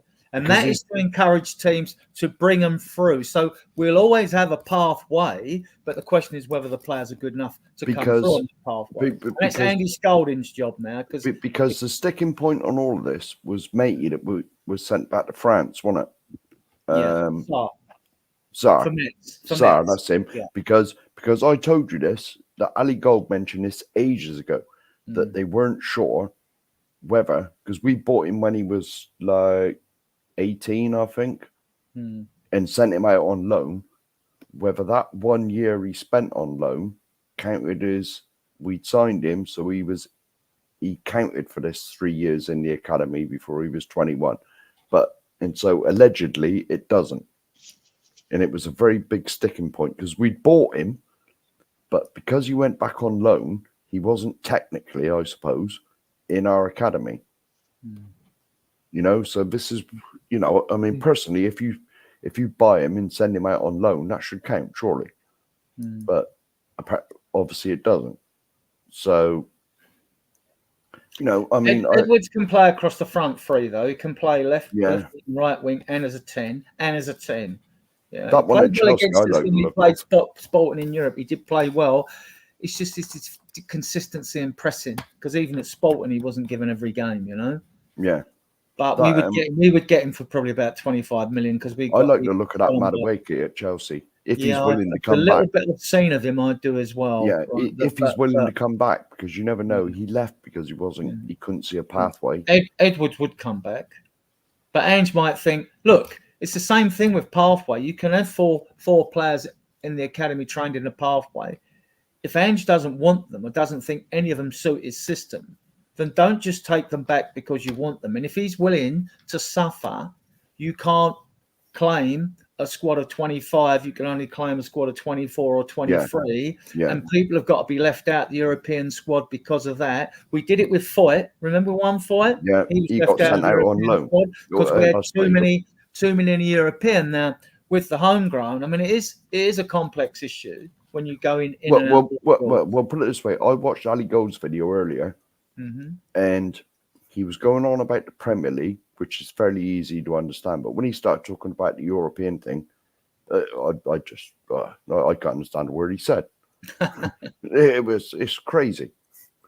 Yeah, I get that. So it's just a question of like, I don't know if our fan base will be that up in arms about it. I think it is. It just takes a little bit to grasp. You've got to really get into the nitty gritty to understand it all. I don't blame fans for not understanding it all.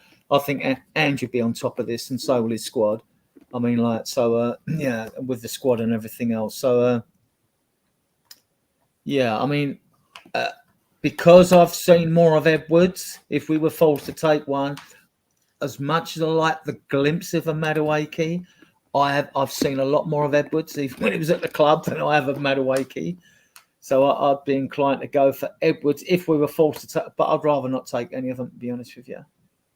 You know, I mean, like, but it's not down to me, is it? It's just I'd rather be short in the squad, to be honest. What about you, AJ? Would it bother you? If they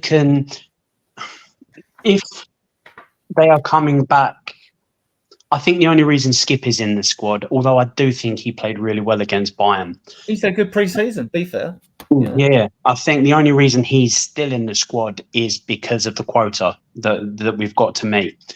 I think if there wasn't that, I think we would have tried to move him on, because I think he's not at our level.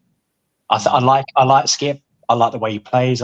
You can see that it means something to him to wear the shirt, but heart and desire and determination only get you so far.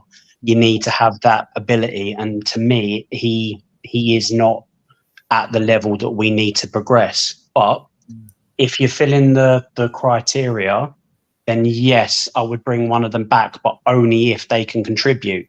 It's pointless them coming back to just sit on the bench, because you're taking a place that somebody else could be performing for you at that level. Do you see what I'm saying? So if we have to have one of them back, if it's going to be one of those, better the devil you know, right? Madueke looks good in spurts, but we know what we get with Edwards. And to be fair, he's a decent footballer. And I think he fits well in this system. I don't think an out-and-out winger does, because Madueke looks to drive towards the box to cut inside. And if you're inverting your fullbacks, the winger can't do that, because the winger needs to hold his width. Edwards is much more... He can play anywhere across the front. He can play as a false nine. He can play as a 10. He can play on either wing. So he can do that job. For me, Edwards just... Right, Angelo Tyro puts a good point in. Aren't any of Lancashire, Moore, Gunter, Donnelly, Divine, club trained, problem solved? These players must be back. You could add Tyrus Hall. You could add George Abbott, defensive midfielder who can play in the back four. You could add Ashley Phillips. You could add, but they go on the B list anyway. So that doesn't yeah. affect you. I was There's the about under to say that. 21 B list, and besides that, none of them have done 3 years yet, right? None of them. If they've done their 3 years, Alistair Gold wouldn't add his video the other day, so he would have gone in depth in all these. So none of these have done. They may have done 2. Some of them are 18. I mean, George Abbott, Tyrus Hall, they got promoted from the under 18s into the under 21 side. You look at Mikey Moore was 17 on Sunday and just signed a 3-year contract. It's the maximum he's allowed under FIFA rules.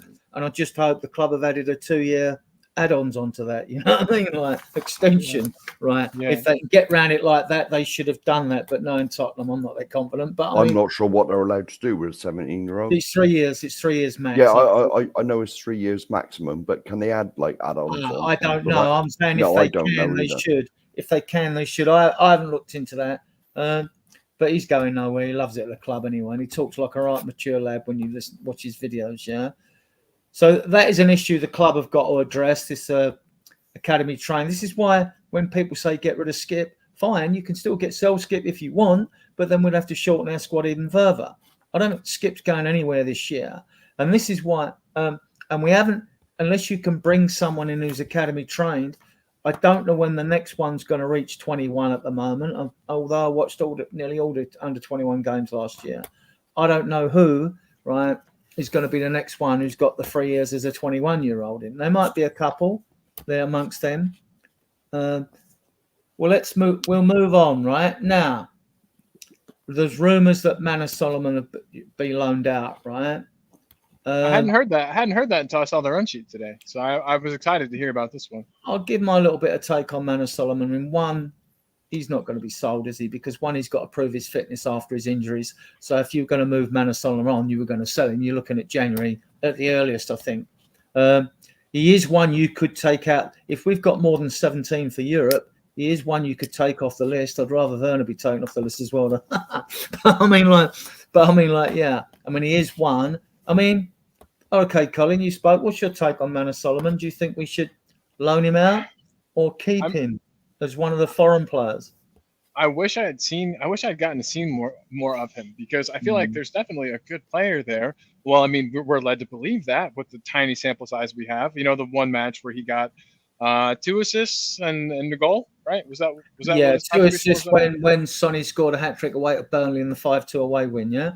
Yeah, that's the one. And I mean, he looked good. He looked a live wire. He surprised me because he could go inside or out. You know, he wasn't just a cut to the bottom. You know, he seemed to have multiple facets to his game. I liked him as a player. I thought he was good.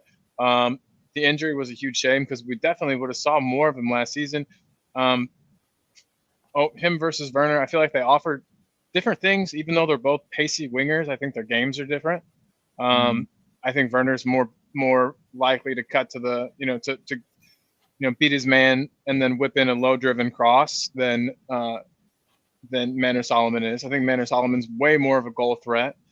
I don't know. I don't know if we should loan him out. I mean, so let's think about the depth that we would have then. So we would then on the left, it would just be Sonny and Werner, I guess, which isn't terrible depth.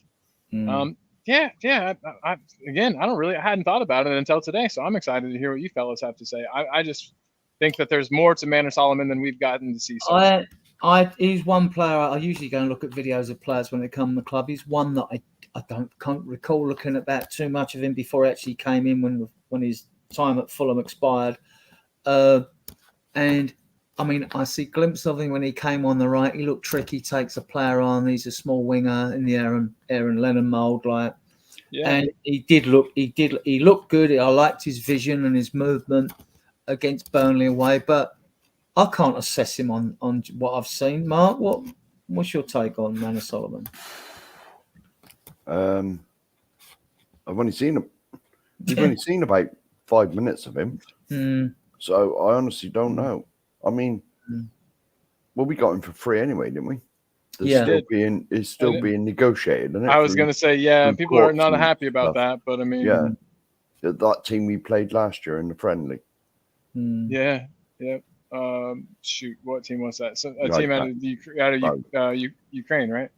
Yeah. Shakhtar Donetsk, right? He was there. Yeah. He actually kept Mudryk, who went to Chelsea for, I don't know, 80 odd million or more. he kept him out of the team at times. So like he's obviously there's a player there, but we haven't seen it yet, have we? No. I was going to say he came in and he was like injured all the time. Yeah, he had one injury, and then he had in his recovery, I think he got a knee injury as well. Yeah. On top of it. Yeah. AJ, do you know anything about Solomon? Have you watched much of him or seen much of him? I doubt you have, but there hasn't really been much to see, has there? Yeah. I don't think he was injured towards the back end of last season. I think that was something else entirely, and I think we all have a rough idea what I'm getting at. As soon as the season was finished, bearing in mind he was out for a very long time, he was pictured training, ready to represent his nation. All of a sudden, so he made a very, very quick recovery from being out for a majority of the season to all of a sudden being able to be training for his nation. After the show, you'll have to tell me what you're alluding to, because I feel dumb, but I don't know. I'll message you off. It's political, so I don't want to. Yeah, for sure. Yeah. But I think that's a lot of the reason why he wasn't playing for us. I could be wrong, but that's what I think. It's just that, like I said, after the season finished, he was literally 3 days after he was pictured in training gear, training for the national squad. Like I think it was separate. He hadn't joined up with them yet, but he was still in the gear training. If that's the situation, why was he not eligible to be selected for Spurs? I don't think he's fully fit yet. He's not fit. He's not got his fitness levels up. I think that's what it is. He can play for a half hour, but you've got to be match fit for 90 minutes. And when he's got on in this preseason, he has literally done nothing. I haven't seen anything from him. He hasn't taken anybody on and beat anybody. He hasn't. Do you know? There's been nothing to go. Okay, that's the player we've got. That's what we can expect. It's a lot of nothing.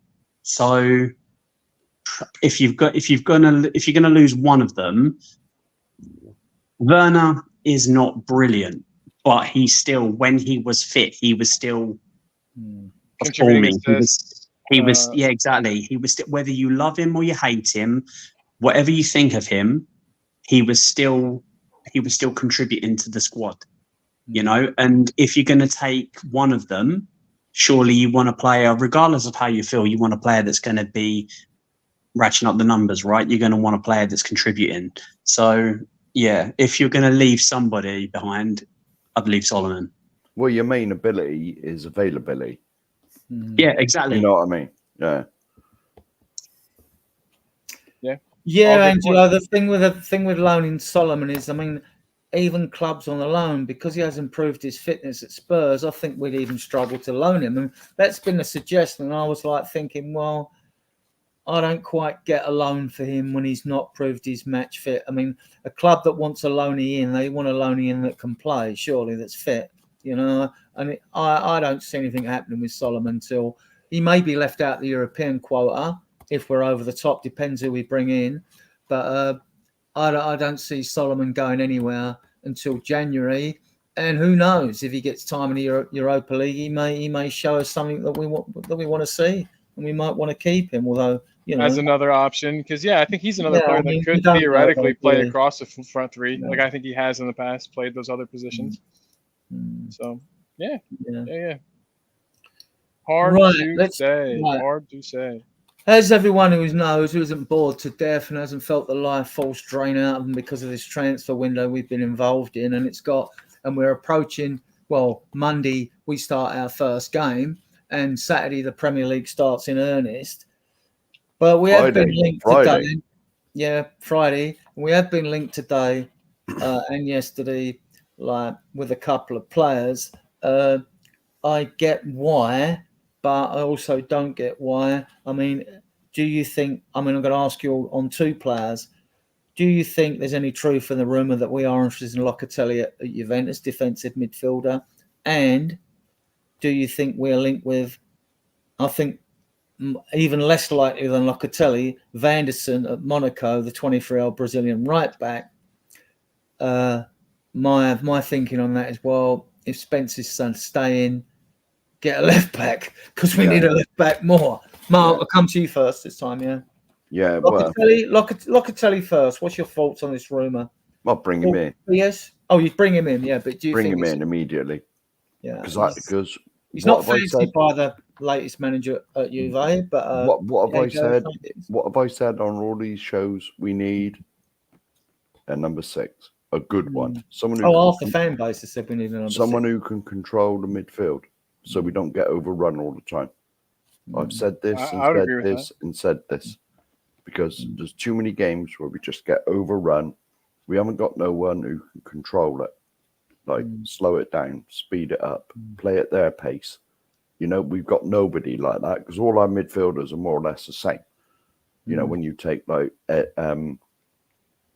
Bentancur, Sarr, you know, even Basuma to a certain extent, they're all the same. They all do the same thing.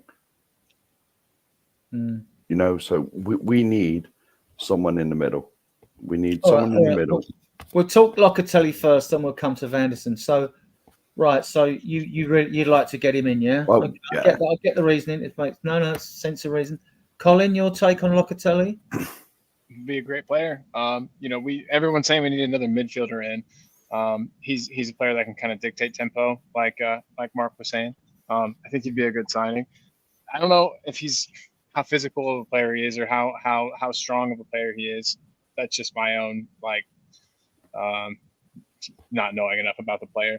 But yeah, I mean, bring him on. He's highly rated, still youngish, young enough, could come and do a job. I'd say bring him in, especially if the rumors of maybe Skip leaving are true. We don't want to leave ourselves light in the midfield, and he'd be another option, another type of player. I don't think we have that type of player in the squad right now. So, it'd be great. I think it'd be awesome if we brought him in. I don't know if it will, but with our Italian connections and the chef cooking that is Paratici, maybe we could get that done. Isn't the fee reported is pretty low, right? It's like 20, I want to say 20 or 30. Yeah, I mean, if he's available for that, get him. I know he's no Andre Pirlo, but still good player. He is a 6 or a cam, though. He's a 6 or a cam. AJ, your take on Locatelli? You want him? I've been since 2/3 of the way through the season. I've been saying that what the system misses if we're playing that way is instead of playing with 2 8s, we need a 6. We need a player that is going to do the dirty work and sit and offer protection to your 2 centre halves because it's needed. It's desperately needed if we're playing the way we're playing. So you need a decent, reliable 6. Is Locatelli the right man for the job? He's a very good player, but he's the best ability is availability, right? And for the past 3 seasons, he's played 40 plus games. So he's available, right? So he's available. He's going to be there. He's going to do the job. I think I was looking at some numbers I made some quick notes. Over the course of the season, I think he's got an 85% pass completion rate. He makes an average of 2 tackles a game. Funnily enough, though, that's only the 55th when compared against like his peers. That's only in the 55th percentile. In interceptions is lower than that as well. So it's actually he's for a defensive midfielder. His stats don't make him look as good as you would hope he is in that position, but he is available. And if all he's got to do is be there and hold up play, cut off passing lanes, buy his team time to get back, if he's available for 20 million or 20 million pounds or 20 million euros, if he fits what the recruitment team think we need, if all their metrics, all their data-driven performance, if he fits what we need, get him in. I mean, I was thinking that no. I think this is because this is the week leading up to the start of the Premiership, and I expect more BS to be reported in social media about even more rumours, But with the Basuma incident, the switch around. But the one I really wanted, who's got a bit more bite than Locatelli, although he's a cam and all that. He would still help us. He would still be a good player for us. Ederson. Ederson would be my pick. Even Fratesi at Juve, he's box to box. He's sort of like what Ange would go for. And I don't watch too many players, but I do go and take a sneak preview at the videos of them even if is a left field suggestion, we might be interested in a player. So yeah. Oh, good evening. Good evening, David Shear. Right. David, what's up, buddy? Hope you're well, my friend. Of the show. He's a good friend of the show. Big up, Cobber. Big up, David. Good person. All right, then we'll see if this gains traction and gravitas, this story, because there'll be a few. I'm still expecting us to get a couple of players. I'll stay with you, AJ. The talk about bringing in Vanderson from Monaco, the 20th Brazilian left back. He's a right-footed doggy, in my opinion. What I've seen of this guy, good player, but it's the Spence situation that's got me umming and ahhing over this. Yeah, this is what I was saying. I forget whose stream I was on, but I don't like shoehorning players into position, right? If it's natural for them, if they can do it, great. But why are you trying to, for instance, Spence? Spence is I like him going forwards. Defensively, he's a little bit sus, but he can work on that. But going forwards, he offers something. He's very dynamic. Why detract from his game and shoehorn him into a left back position instead of that's the position we need to improve on? Let's get a left back. If you're going to keep Spence, you don't need Vanderson. If you're going to take Spence and mould him into a left back and cover that, which I think is silly, then Vanderson isn't a bad shout. He's young, he's pacey. His numbers he's in the 83rd percentile of blocks. He's 97th percentile in interceptions and 96th in tackling. So he's very good as a front-footed fullback. He's very good. It is in the French league though, so, and you can only, which is, I don't like saying that because I don't like it when people levy that at Ange. Oh, he's only done it because it's all relative, right? You can only perform given the criteria, given the situation you are in. If you're in that criteria, that situation, and you're underperforming, then sure, people can slate you. But if you are the front runner, if you are performing above everybody else, you've got to go fair play. You're worth taking a punt on. You're worth the recognition. Yeah, but we did it with you, doggy.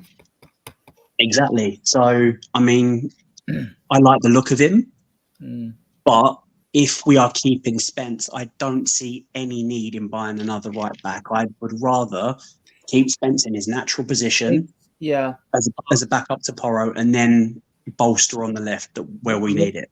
Would I take Vanderson over Spence? Yes, I would, because he's like Denzel. It reminds me a lot of Denzel Dumfries. I don't know if you know him. Yeah, I know him. He's a tank like you, doggy, going forward, and he is a defender. He's a better defender than Spence is at the moment. I'm not saying Spence can't develop, but if we were selling Spence, get this guy. But they're talking 30 to 40 million anyway, and if we're going to spend that on when we don't need to, because we've got Spence and even Davis, I still think, I want a left back and I want Eze.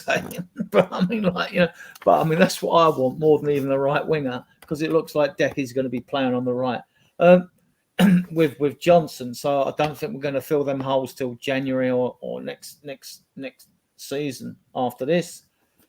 So anyone else? Colin, did you say anything about Vanderson? I can't remember if you did or not.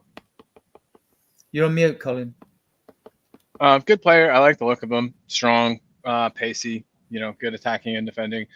But I've been saying all along too, like I'm echoing what you guys have said, so sorry. But if you're going to be keeping Spence, that money then could be spent better somewhere else. I understand that, Spence is, I don't know. I think the plan after seeing Spence perform in preseason is to keep him around and keep him as our kind of auxiliary left option until January at least, to allow us to kind of maybe spend some more money now on other positions of need.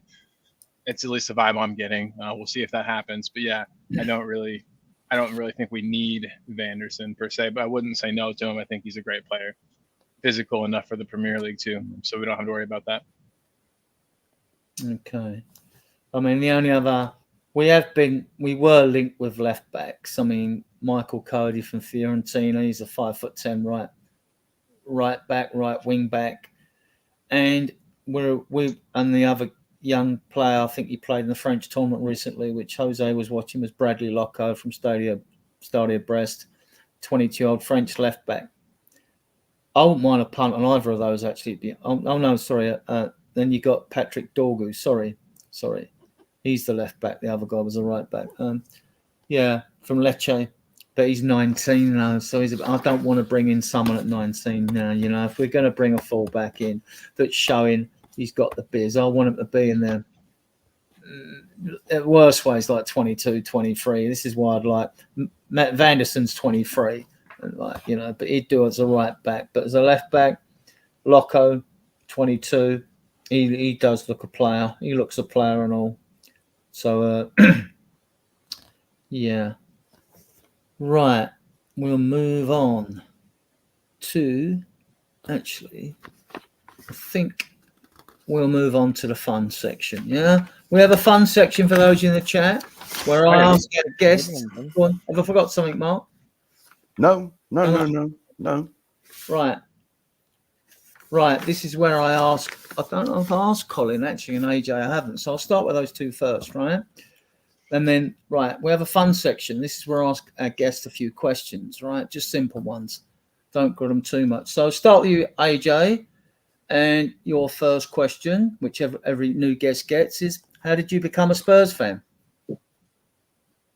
I've supported Spurs since I can remember. It's a family thing. My mum is just a mad Spurs fan, and I just grew up watching the games and having her talk about how attractive certain players are. Oh, isn't he lovely? Isn't he delicious? Look at him. Like, obviously, he's got nice legs. Yeah, I've said that. Yeah. I didn't share the sentiment, obviously, but it just happened. It's just something I was born into. If she'd have been a fan of another team, would have happened that, it would have happened with that team. But as I got older and I just started watching and understanding the game, I just loved the way we play. I just loved the passion that comes with we're the nearly team, with the nearly boys, aren't we? We're the underdogs. We're the almost. We get to that point where we're almost. All we've got to do is grab that brass ring, and it's just always out of reach. And one day it will happen for us. One day we will get over the finish line. One day we will become a successful trophy-winning club. And we never used to be like that, man. We never used to be like that. All of us will be like, it was worth it. It's all been worth it. But yeah, that's how I became a Spurs fan. I didn't really have a choice, but I do now, and I'm Spurs fan through. It is funny. It is funny how all of us, more or less, everyone it's a family thing. Virtually everyone has said, "Oh, it's family. I had no choice." Your second question, AJ, because you'll be asked this again. These questions, well, you won't be asked how you become a Spurs fan again, but the next three, everyone gets asked every time they come on, so they should prepare themselves. I mean, I've even sent Mark a link to the Spurs Nostalgia video channel, so they can look stuff up for goals and games up to come up with stuff, right? So, and it's a good little education process for you in the chat as well. Right, AJ, your second question, name a favourite Spurs player. Only one, and you'll be asked the next time you're on as well. There are literally so many to choose from. Yeah, all we got to do is pick one. For me, I'll go recent, and it's got to be Ledley King. What that man could have been if he hadn't have had the issues. For me, still the best centre half that the country had at the time he was playing, even with his injury, even not being able to train and only swim. Imagine how good that man would have been. And he played for the badge. It meant something to him. Not like the Judas that toddled off down the road. He was proud to be a Spur. And for me, Ledley King, I'll always hold him in such high regard. Right. Choose a particular Spurs victory. Any league game. It could be a cup final, but any league game.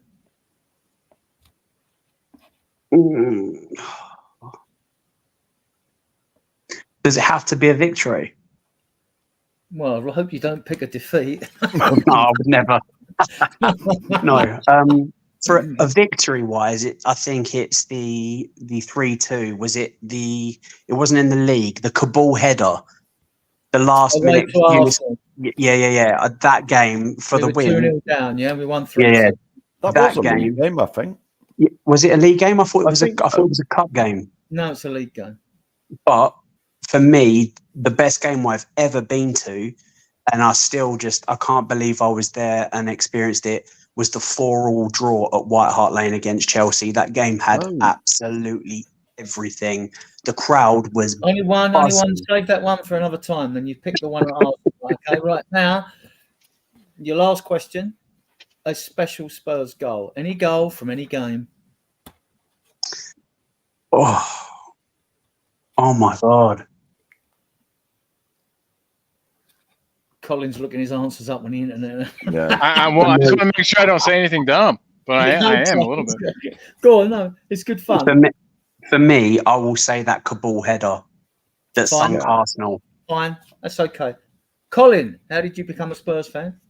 Interesting. It was an interesting one, different than a lot of other people. You were saying, it was like a family thing for most people. Totally makes sense. A geographical thing. With me, call it soccer here. Played soccer since I was like 5, and multiple teams and multiple coaches. And anyway, we had one coach in particular who was really into Chelsea, and I don't know what happened to him. Join in. Go on. Oh, I don't know what happened to him to have to support Chelsea, but something happened to him in his life. He became a Chelsea supporter, so he would make us watch Chelsea matches, and I caught a glimpse of Spurs, and I just loved the way they played. This was around 2009, 2010, and it was just high flying, fun times. Like AJ was saying, kind of the nearly guys. It wasn't. It was just the fact that I felt like, even then, and I feel like it now, Spurs could come out and beat anybody, but they could also lose. It's not. It wasn't a thing where you were guaranteed a victory, but you had the chance. And if the boys played well, they could do it, and it was so exciting. And there was a lot of passion back then. And then obviously Harry Redknapp was a delight, lots of fun, lots of good quotes, lots of quotable things from him. But the team back then was phenomenal. And it's only my love for it has only grown since. I've had the opportunity to visit the area a few times now. Never got to make it to White Hart Lane, sadly, but it was all just luck. Just saw a match, loved them, so I then sought out more and more and more, and club history, iconic goals, things like that. Yeah, that's just fell in love, man. Name a favourite Spurs player, Colin. You Tough, can join in the chat. Because we'll steal them for future shows. Peter Crouch is going to be the one I go with today. Lots of charisma with that guy too. Scored some crackers of goals, and his celebrations were funny. Love Peter Crouch. The robot. Yes, exactly. And I was trying to do it. You're good, almost as good as he does it. So that's you know what I mean. Right. Choose a particular Spurs victory. I was trying to figure it out. So the we played Arsenal, and it was the one where Dele saved the ball from going out of touch, plays it like a back heel, I think, to Kane, who then shot at that really acute angle, and it went in off the post, and then ripped his mask off and slid. Yeah. I was looking. That's what I was trying to look up. I can't remember what game that was, but that's probably. I think we won. Jeez. That was at Wembley, wasn't it? When we was playing. No. The Dele Alli back hill was at White Hart Lane. Okay. Yeah. Well, I got to remember what year that is. We won 2-1, or that sounds we right. certainly won. Yeah. Okay. Well, that I that was was at that game, David Clark, when Greaves did that.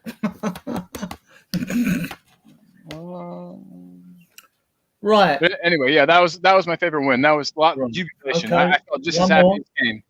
Yep. Choose a special goal. Special goal. Dele's crazy goal against Crystal Palace. Right, yeah, another one. Yeah, the yeah. away game, yeah. Yeah. When he turned and flicked it and volleyed it in the net, yeah.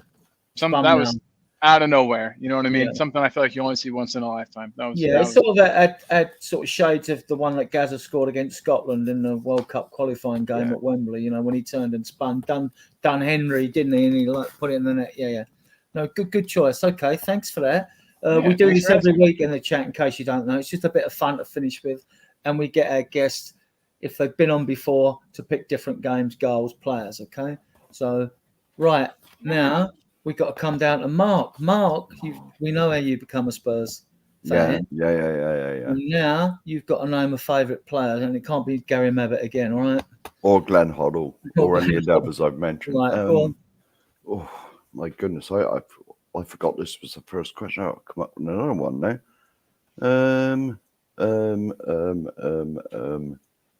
Come on. David Ginola. Good choice. David Ginola. What a pick. Yeah, I used to go a lot in the 90s. Football Writers and Football's Player of the Year in 94, Yes, 95 season. yes. I went a lot during that time because, unbelievably, even though we were still at the old Boy Art Lane, I had, 36,000 something, you could phone up and get match tickets. And so there was my dad used to phone up, get 4 on his credit card, and we used to give him the money, and we used to make our way up. And we went a lot back then. All right. The football back then was terrible. We never even looked like winning anything. But just, I like the players, which is why I picked Glenn Hoddle as my first choice. I like the players that when they get the ball, the crowd stands up, or your expectations rise. As soon as they receive the football, you think, what's he going to do? All right, sometimes it never happened, but a lot of the time it did. He was fantastic. Remember the goal he scored against Barnsley? He was brilliant. I wish we could have kept. I wish we could have kept him for longer.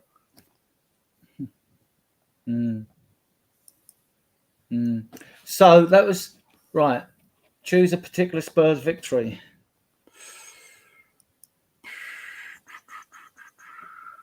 I'll try and think of one that I was actually at. The trouble is, when I go to football, I normally end up too drunk to remember them. There's nothing wrong with that. That's traditional, right? Well, yeah, I know it's tradition, but especially in Friday nights in London, it's traditional to get drunk and talk bollocks, right? So, like, yeah. Favorite Spurs victory. Well, I wasn't there when the game was actually a draw. Am I allowed to say the 84? Yeah. UEFA Cup final. Yeah. Because we did win on penalties. Yeah. And that's the second leg of the line, yeah. When Tony Parks saved the penalty, yeah. Yeah. Danny Thomas missed his, and the whole crowd. Yeah, that was brilliant. The whole crowd saying there's only one Danny. Obviously, I wasn't there. Obviously, I wasn't there. But I watched it on the telly.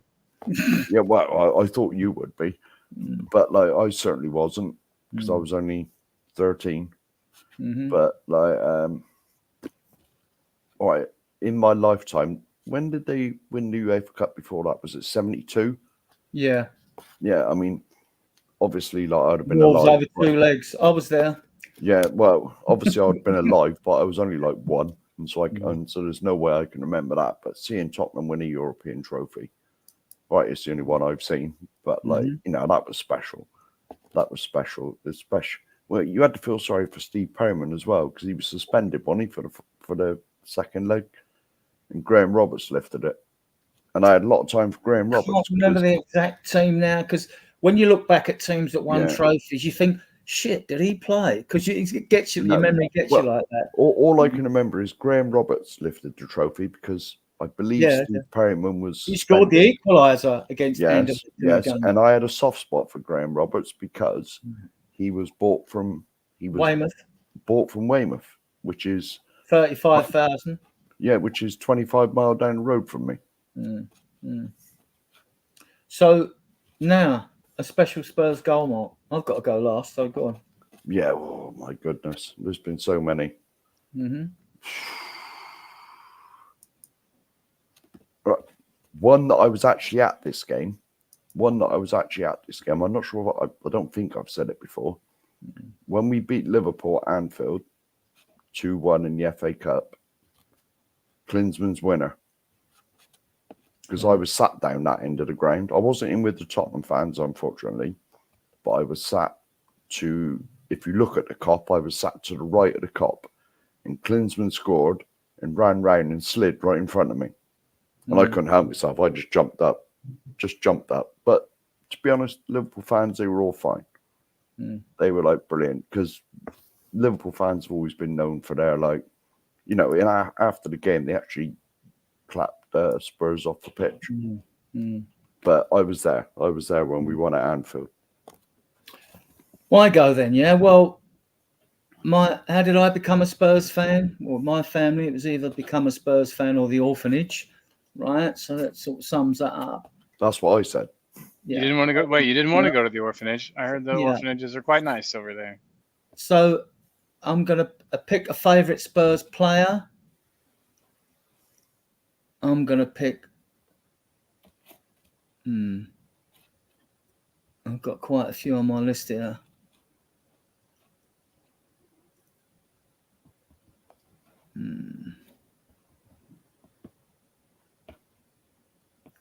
I'm going to pick Berbatov. He was everything striker. In the like 50s or something, you know. No, I did, and I just thought, no, I'll go a bit more modern with Berbatov, just because for a forward, I don't think I've ever seen a forward. I've seen world-class players at Spurs and all that, but someone that oozes so much class for a forward, you know, with his skill set and all that. So I'm going to pick him for that. Pick a particular Spurs victory. I'm going to have to get the tune out for this. I'm going to pick... hang on. I'm going to pick the 1982-83 home game against Arsenal. Now, I've got a playlist now because this is a rule in our chat, guys. Arsenal get battered everywhere they go. Arsenal get battered everywhere they go. Everywhere they go.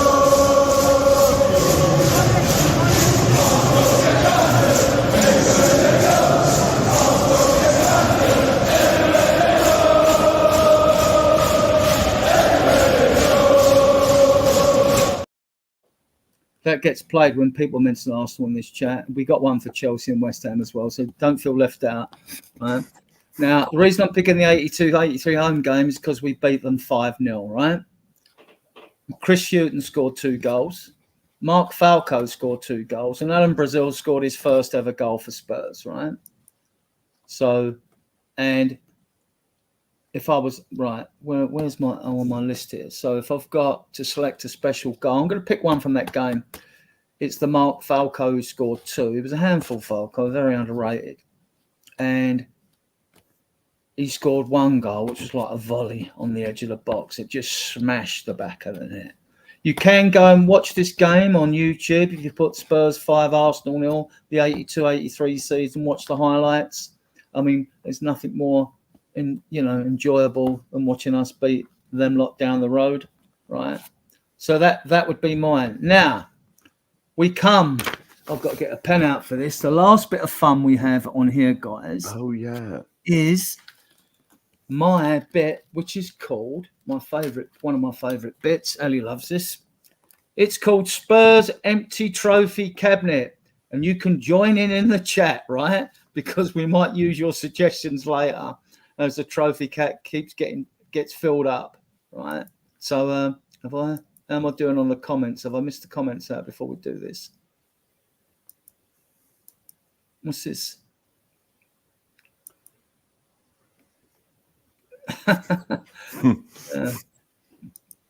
Yeah, I'll just go down the chat first. Yeah. Right, what our guests have to do. Can I just say, Phil Coy's? If you go up a couple, Phil Coy's. I mentioned that one a couple of shows ago. Oh yeah, that was the one where he got Oh, yeah, the okay. famous I assist, mentioned that one. the Tom It's my Carroll favourite assist, goal. right? Right. Yeah. Because after the show, guys, we want you all to go across. I mean, we're very close to like Colin's chat, Talk and Ball, and Eltel Cockerel. And after this show, I'll be shooting over because I think he will have. Is he froze? I think so. Yeah. Yeah, he's frozen. Am I frozen? I mean, Well, you froze for about 5 seconds, but Oh, did I? Okay. Eltel starts at 10 Right. past 10. I so think. basically, AJ, you still with us? We haven't heard you for a little while. AJ, you there? He might have muted himself. No, he's probably still here. He might have gone. I honestly No, his don't. mic's on. His mic's not off. He might have Oh. disappeared. All right. We'll start with you, Colin, right? I'm Now, still here, buddy. I'm Right, still here. The trouble call. Let me give you an idea of what this is the last part of the show for all of you, right? You've all got to pick someone right now. Spurs Anthony Trophy Cabinet. Now, what we do when we have time to do this on shows, if they don't overrun, we do this, right? So what you have to do, everyone has to pick a sports personality, celebrity, footballer, commentator, pundit, and in the know, anyone like that you don't like, and they go in the Spurs Empty Trophy Cabinet. It can be a thing as well, can't it? It can be a thing. You can It put a hasn't got to thing be a in. person. If you don't like cornflakes, they can go in Yeah. there. You know what I Yeah. mean? I mean, like, or it could be a useless gadget that you think is Yeah. useless Yeah, in anything. society, right? So I'll give you an idea of what we've got. We've got so far, we've got Jason Cundy, that was me because he's a dick, right? Referee Damir Scamina, he gave the handball decision against Sissoko in the Champions League final. We've got Anthony Rudiger. Brad put him in there, didn't he? Brad Matthews didn't like him. The offside decision against Vertonghen when he scored when he took the ball from inside a half and Spurs versus Sunderland. I'm sure you remember that. Matty Cash for the Bentancur tackle. He's in there. We've got gift vouchers. I put gift vouchers in there because gift vouchers, right? You take perfectly good money you can spend anywhere on the planet. You buy a gift voucher, you can only spend it in one place, and it's usually Boots the Chemist, right? So then we move on to back tackle vouchers. Paul Merson, Spurs bias, he's in there for. Mark Clattenburg for disallowing Pedro Mendes' goal at Man United. I put that one in there. You put that in there. We got Strange. We got Daniel Levy in there. I put him in there. He's That in was there. the first show I put him in there. We got Darren Bent in there. Those of you who listen to Talk Shite Radio know why, or Sly Sports. We got Piers Morgan in there. You'll know why. Sol Campbell's in there. You'll know why. Diego Maradona for the Hand of God goal. That was me as Claire well. Balding's in there. VAR is in there, obviously. Karen Brady, the West Ham chairman or director. Jamie O'Hara from Talk Shite Radio. We got IDKs, the so-called in-the-know transfer experts are in there. And we've got social media in there, right? Now, Ooh. so who wants to go first? Colin, who Yeah. did you put in Spurs Empty Trophy Cabinet? And why? Give us a Charlie Adam, former Stoke player. Just because that guy sucked.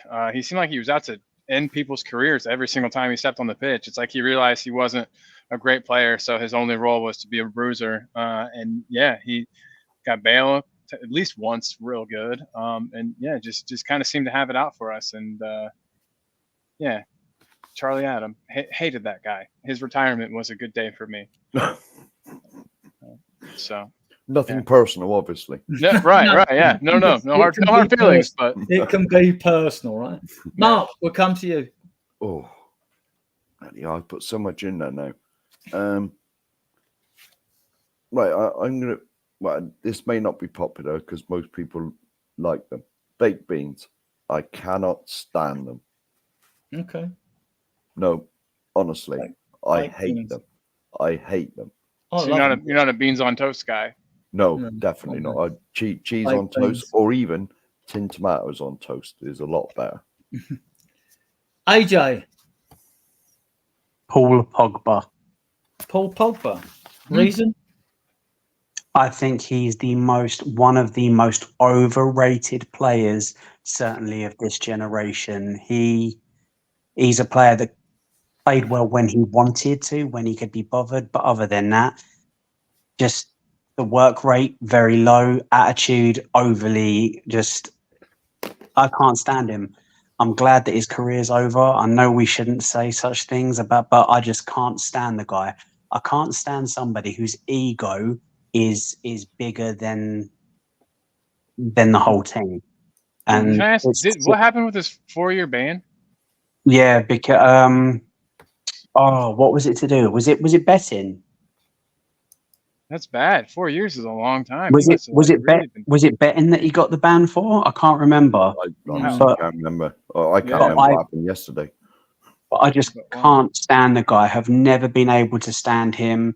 He's almost up there with Cristiano Ronaldo for me, with the self-obsessed. I just save him for next time you're on. Save Ronaldo for next time you're on. I will. He'll go in there. Don't worry. Right. I was going to steal him for the next show. If whoever gets in first or in the chat next time, right? Because as the empty trophy cabinet gets fuller and fuller, it's going to get harder and harder to pick people. But we like them if they're more amusing. I'm going to pick Graham Souness. He only played one game for Spurs because we had Coates, Perryman, and Pratt around midfield at that time, and Gilsing, Chivers, and Peters up front, and the back four was Knowles, England, Bill. Ray Evans and Jennings was in goal, so it was hard to beat. That team won trophies. It was hard to push him in, but he did look good. We were in the UEFA Cup and we played away at Keflavik in Iceland. We won 9-0. We won 6-0 away, and we won 9-0 at home. And Souness, that was the only game he played for Spurs. But the reason I'm putting him in was in the League Cup final against Liverpool when he done Tony Galvin. And that cost us the game. I think we scored first. We lost 3-1 and Ronnie Whelan scored and all that. And Souness done Galvin. And it knocked him, because in those days you could put them sort of heavy tackles in. Was that the first game we actually lost at Wembley? Because it was the Milk Cup. Yeah, because we hadn't lost at Wembley till about 83. Mm-hmm. Something like that. That was the first game we ever lost at Wembley. Mm. Right, I need to go through the chat now, the rest of you, before I meet these guys in the back room and I'll play you out with a fantastic bit of music that you'll all love. Just going through down here. I think that's all of you now. And the brand, right, I'll meet you guys in the back room, ask you for your thoughts and all that.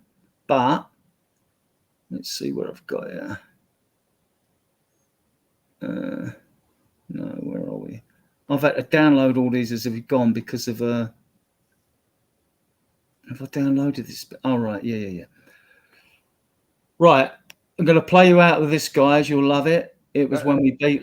Just 1 minute. Sorry, I've got to thank everyone. Sorry, Let me thank everyone in the chat. Thank you for coming on. I'm new to this. I was just about to say that. Thank you. I want to thank all our guests. Thank the guests for coming on. They will all be invited back again. They've all contributed well to the show. I mean, as you realise, guys, we are a very discerning Spurs show. We like a bit of fun as well at the end and all that, but we are a bit serious. We're a discerning podcast. We're very fact-based. We like to bring you facts and details. We don't like to waffle on about other things, but every podcast has got its good points. They've all got a different tone, and this is just the way we've chosen to go with ours. To be like a mature and sensible podcast. Why did you invite me on then? Well, that is why. People have asked me why, actually. Well, yeah.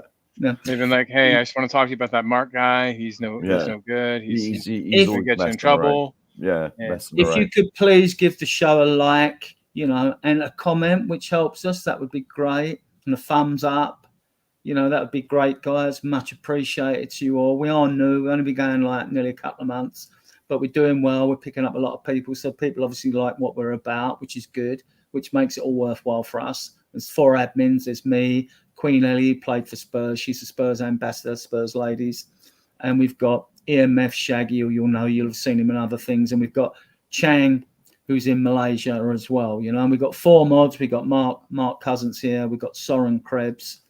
We've got Ash in India at the moment. She's working out there. And we've got Chris Peters, who's a good friend of the show, and I've met up with him at games at Spurs as well. So we've got a very good team here, and we hope to keep bringing you good content. Yeah. So thanks for all you coming in. There's 30 in the chat now. We were over that earlier, which is still good for a Tuesday anyway. And yeah, we're all looking forward to the season and getting them. I'll be glad when this transfer window's done and dusted, to be honest with you, because so much BS, right? So, and with that, before I meet these guys in the back, I'll play you out with Come on, this. you Spurs.